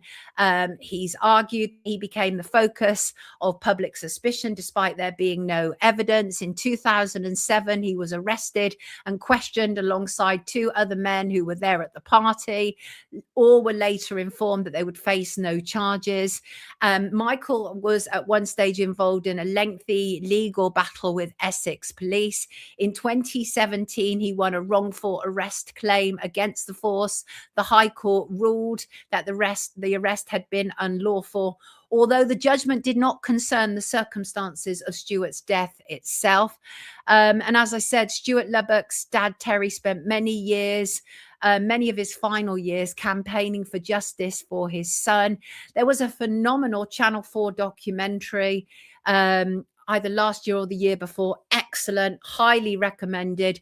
And Michael Barrymore has sought to rehabilitate himself in the public sphere and has been helped greatly by his friends in media. Here's an image of him with Piers Morgan when he did Piers Morgan's life story. He did an interview with Martin Bashir. He was on Celebrity Big Brother. All of this was after the death of Stewart. He did the Saturday Night Show and the Nolan Show. And in recent years, he's become a big hit on TikTok. And he's now threatening legal action against people on TikTok who are making claims against him. Very serious, substantial allegations. And he's threatening legal action. He said that he's sent a cease and desist to TikTok and they need to act. And Michael appears to be concerned about one particular account that has made a lot of allegations about him. As said, Michael has always denied any involvement, but somebody at that party knew what happened. Somebody did. Stewart Lubbock did not die from drowning. I mean, it's fairly conclusive. They've had experts into strange deaths look at Stewart who concluded that he died brutally. So somebody knew. Somebody at that party knew. And I find it outrageous that all this time on, there is still no answers to it. And, you know, Michael Barrymore was the most famous person there. It was his party. It was his house. There was a lot of stuff said about him around that time. Leaving the crime scene was not great. So a lot of people still accuse him of which, of course, he denies it. But as I say, he was helped largely to be rehabilitated in the public domain by his friends within mainstream media. And Nikki said, don't put yourself out there on TikTok if you don't like it. Well, this is the thing is about kind of performers and entertainers like Michael Barrymore, like Hugh Edwards. They were used to being the kings of their domain for many, many years. They, you know, both had not great reputations backstage with people who work backstage. And, you know, they were said to be quite unpleasant people. And so Michael Barrymore is now in a position where he is claiming that he's going to be suing people who may dare to suggest that he had any involvement whatsoever in the death of Stewart Lubbock. And the only thing I will say is somebody at that party knew what happened to Stewart. Somebody did. And it's outrageous that they've been able to get away with it so far. Essex police, farcical. We've seen what an absolute shite show they've made of the Jeremy Bamber case, and they've done it again here, and it's really bad stuff. And a third person that I wanted to comment on, and I think this is interesting, and I really, this is not a homophobic statement at all, but it just so happens that 3 of the main British presenters who have sought to rehabilitate themselves in the public domain are all 3 gay guys. So I just thought that was quite interesting, because the third one is Philip Schofield, who hid the fact that he was gay for years. And his situation was that he admitted to a consensual on-off relationship with a younger member of staff while he was still married to his wife. And they did this whole big fake coming out where Philip Schofield sat with his then co-presenter Holly Willoughby, and they pretended that he was finally coming out as being gay, whereas apparently I didn't actually know he was gay, and I worked on This Morning for about 10 years, but I didn't actually know. I knew that there was some interesting relationships with him and this young guy, because I would see this young guy around the building, and I was like, why does this young guy have so much access everywhere? At one award ceremony, the young guy, who was just like an intern essentially, went up on stage with the rest of This Morning and had great access to This Morning. So I thought that they had an interesting relationship, but I didn't know what their relationship was. Anyway, it was said that Philip Schofield was going to be busted in a newspaper, I think The Sun. And so they staged this fake coming out, this fake gay coming out. And then he was applauded for being so brave and so strong, blah, blah, blah, blah. And I always say, and I'm going to repeat it again, is I'm very, very loath to say that he was in a relationship with this boy, because we do not know the age of this boy when they first met. And even though Philip Schofield continues to insist that it was entirely legal, there was an investigation at ITV, and I worked with a lot of people who should have been interviewed and weren't, and they said it was a cover-up. They said they wanted a quick answer to do with Philip Schofield, that it was consensual, that nothing untoward happened. Yes, it was inappropriate because it was about him kind of flexing his power over this young lad, but other than that, it was absolutely fine. But the investigation was a whitewash. That is a reality. Anyway, Philip Schofield had to bugger off for a period of time, but he didn't want to bugger off for long. And he ended up doing this program called Castaway. And he also, in between that, talked about the extreme personal toll all of this took on him. And Castaway was a reality Channel 5 series. Let me have some water.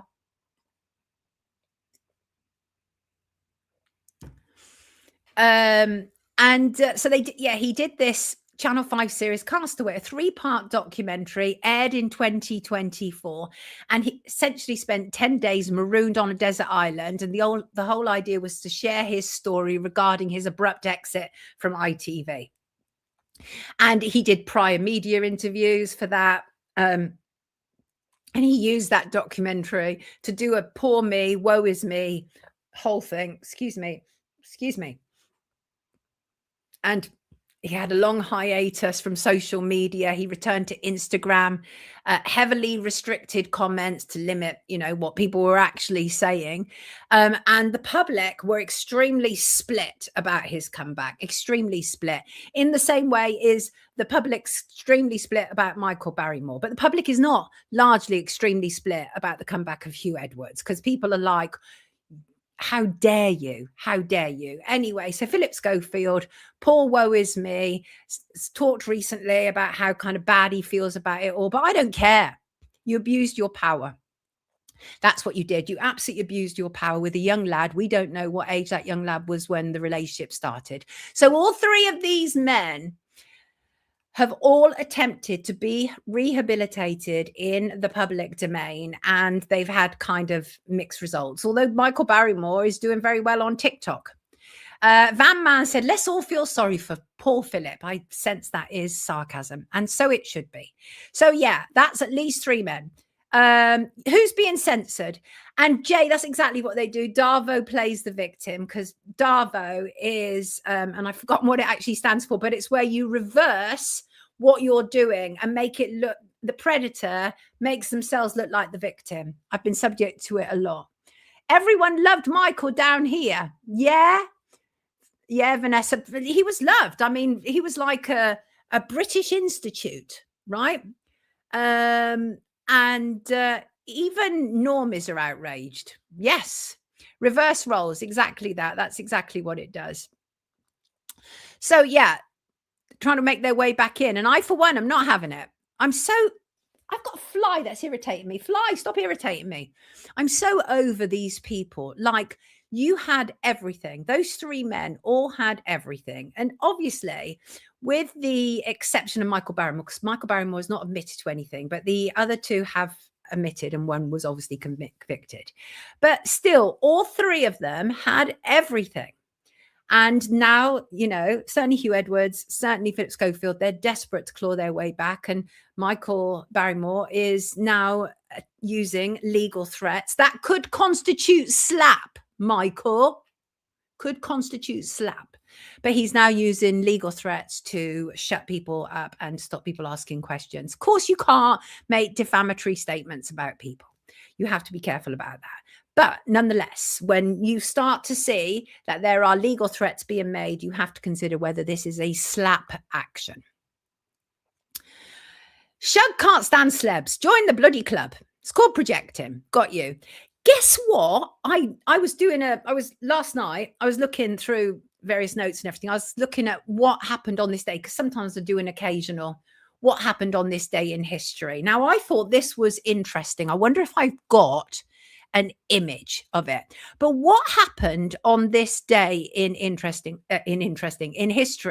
was the film AI, Artificial Intelligence, was released in 2001. So 25 years ago today, that film, which was actually directed by Steven Spielberg. But do you know who conceived the film? It was Stanley Kubrick. Stanley Kubrick wrote and kind of created the foundation of AI, artificial intelligence. And then when he died, and Steven Spielberg had some involvement in, like, was suggestion he was going to get involved in everything. But when he died, Steven Spielberg took it and ran with it as his own project. And it follows David. And David is this advanced robotic boy programmed to experience human love. And when his human family abandons him, he embarks on a journey to become a real boy. And in this image, he's with Jude Law. And Jude Law is Gigolo Joe in this. And the David is obviously played by Haley Joel Osment from the Sixth Sense film. Remember that Sixth Sense film? And the whole idea is that David is the first robot designed to feel genuine, unconditional love. And there's parts about it which are creepy as anything. And if you think this was made 25 years ago, it has a horrible ending, Nikki. And I'm not going to give it away in case people haven't seen it, other than to say David finally gets his wish, but then something else happens.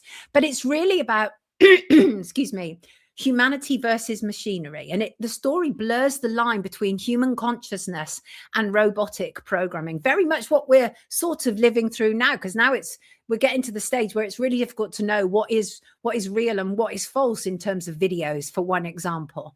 So I just thought that was quite interesting. And also the film is kind of heavily inspired by the whole story of Pinocchio.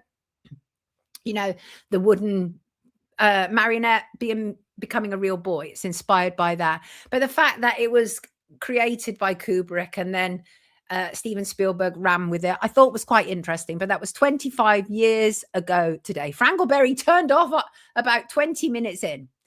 And Gary says what we need is humans able to feel unconditional love. Yes, indeed, we do. And a big shout out to Gill Wikipedia, sometimes in the chat. And I'm going to look into what Gill has told me. But Gill has told me, Gill contacted me, and it's an extraordinary story, which I haven't been able to do due diligence on it yet. But it's about how a 12-year-old girl was murdered in the Netherlands after they got rid of age restrictions on assisted dying. And I know there are some news stories, but I haven't been able to drill down on it as much as I wanted to. But Jill, it is on my agenda because we need to talk about that. We absolutely do. Catherine, Heather O'Rourke, little Heather O'Rourke, of course, that's a very peculiar story because she was in Poltergeist.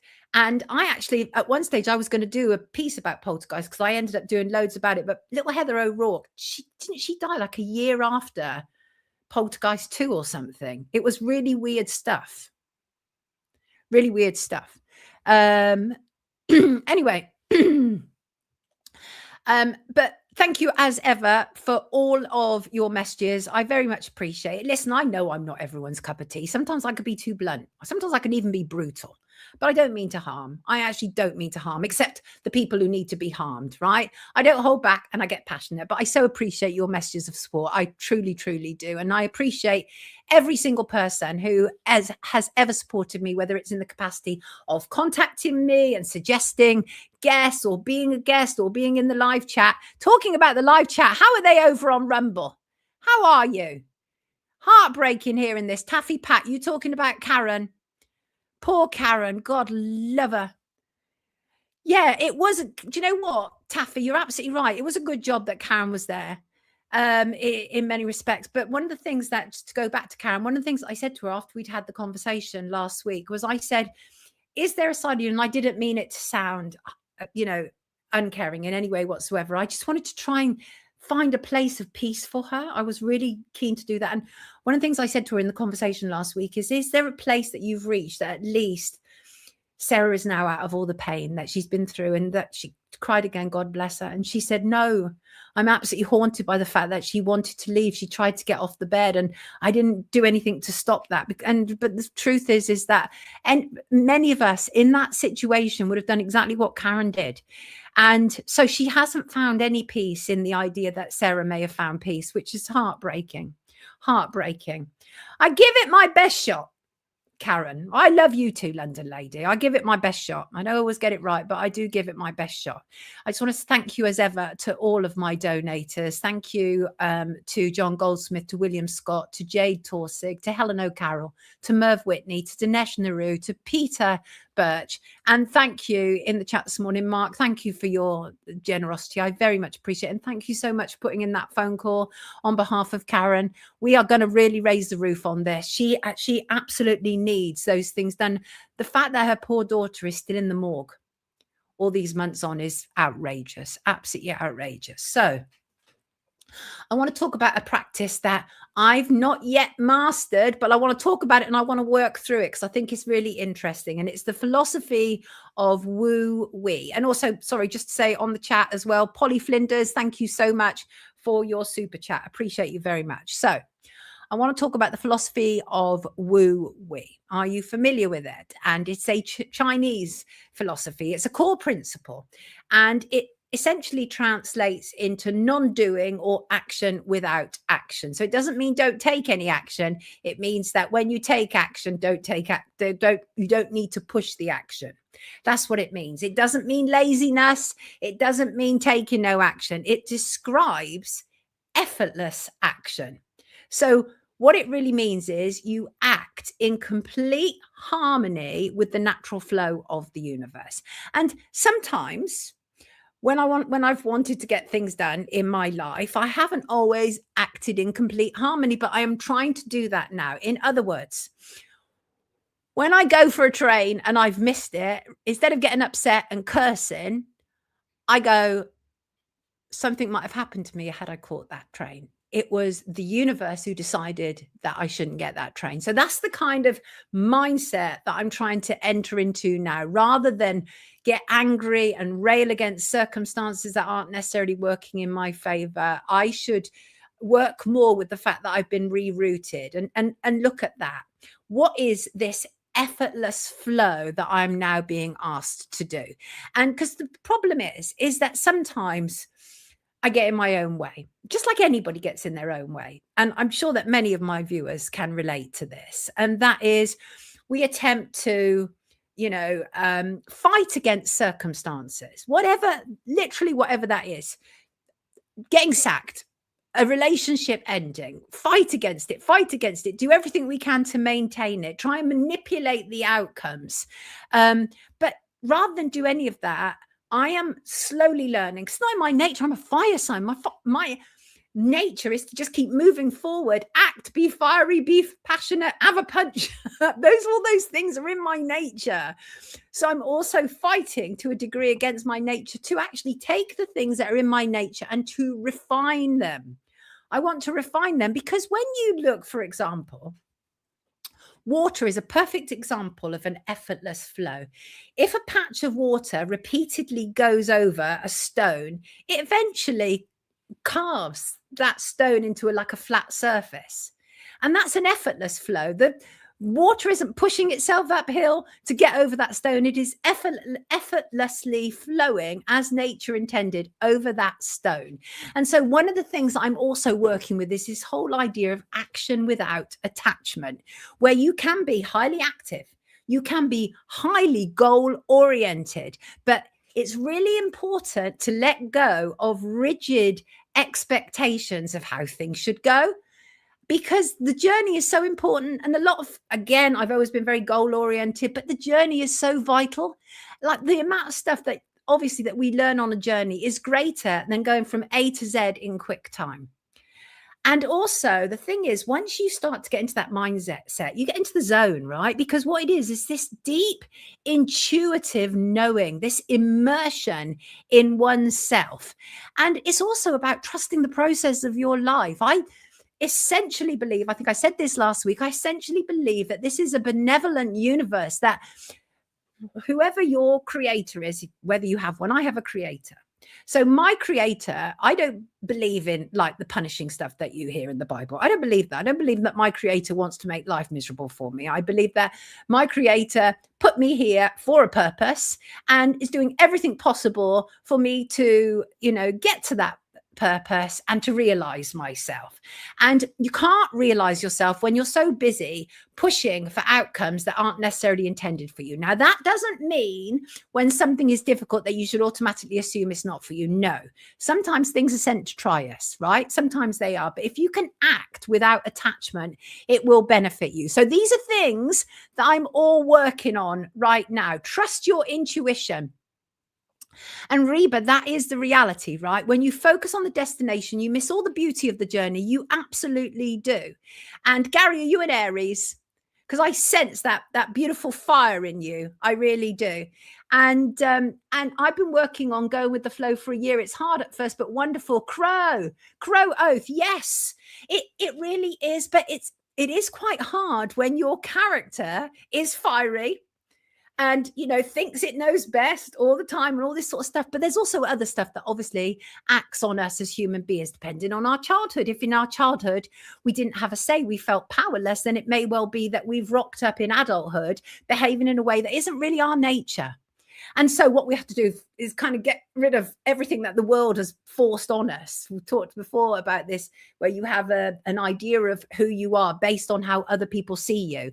So it is really about kind of trusting the process, and just if you can actually start to believe that the universe does want the good for you, or maybe you don't, or maybe you hear a story like Karen's and you go, how can the universe, how can the creator be benevolent? But I don't have answers to any of that. I suspect those answers are way beyond us mere living creatures. I do hope at some stage in my journey, whether it's in this life or on the next stage, that I will get some answers as to why horrible things happen.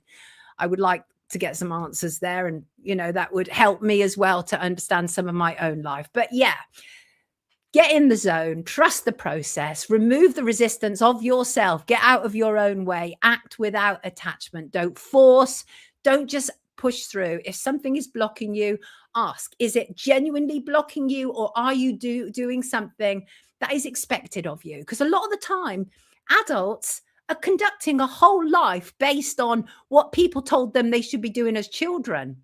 Let's get rid of that. Let's get rid of that stuff. And this week is a perfect time for it, kids, because tomorrow I think is a full moon in Capricorn. Capricorn, very busy earth sign, likes to get things done. Upright Capricorns can be very powerful. In reverse, can be complete a-holes, but upright's very powerful. Oh, Gary, you're a Leo. Well, I'm a Leo. We all have a life purpose. Yes, we do, TJ. And guide and respect free will. And it's to highlight the evil. Ozone, thank you. I do love the live chat. I learn so much from our viewers. I really do learn a great deal. And I'm so grateful for you, because I don't claim to always have the answers to everything. That would be stupid, because I don't. So anyway, that's my new mode. That's where I'm at. Action without action, essentially. And I love it. I love a lot of these Chinese philosophies. They appear so gentle, don't they? So flowing, so going with nature. You're welcome, Merv. Thank you so much. We are the best. You know what? Human beings can be incredible. Human beings can be really incredible. And I think we often get the best of humanity on this chat. Yeah, so that's what I want to say today. Thank you very much as ever for being here with me. I appreciate you loads. This is my patrons. I will now, moving forward, I will now also be putting image credits on this, just so that we are covered every way possible that we need to be. Keep breathing, Frangleberry says. Life is indeed about the journey.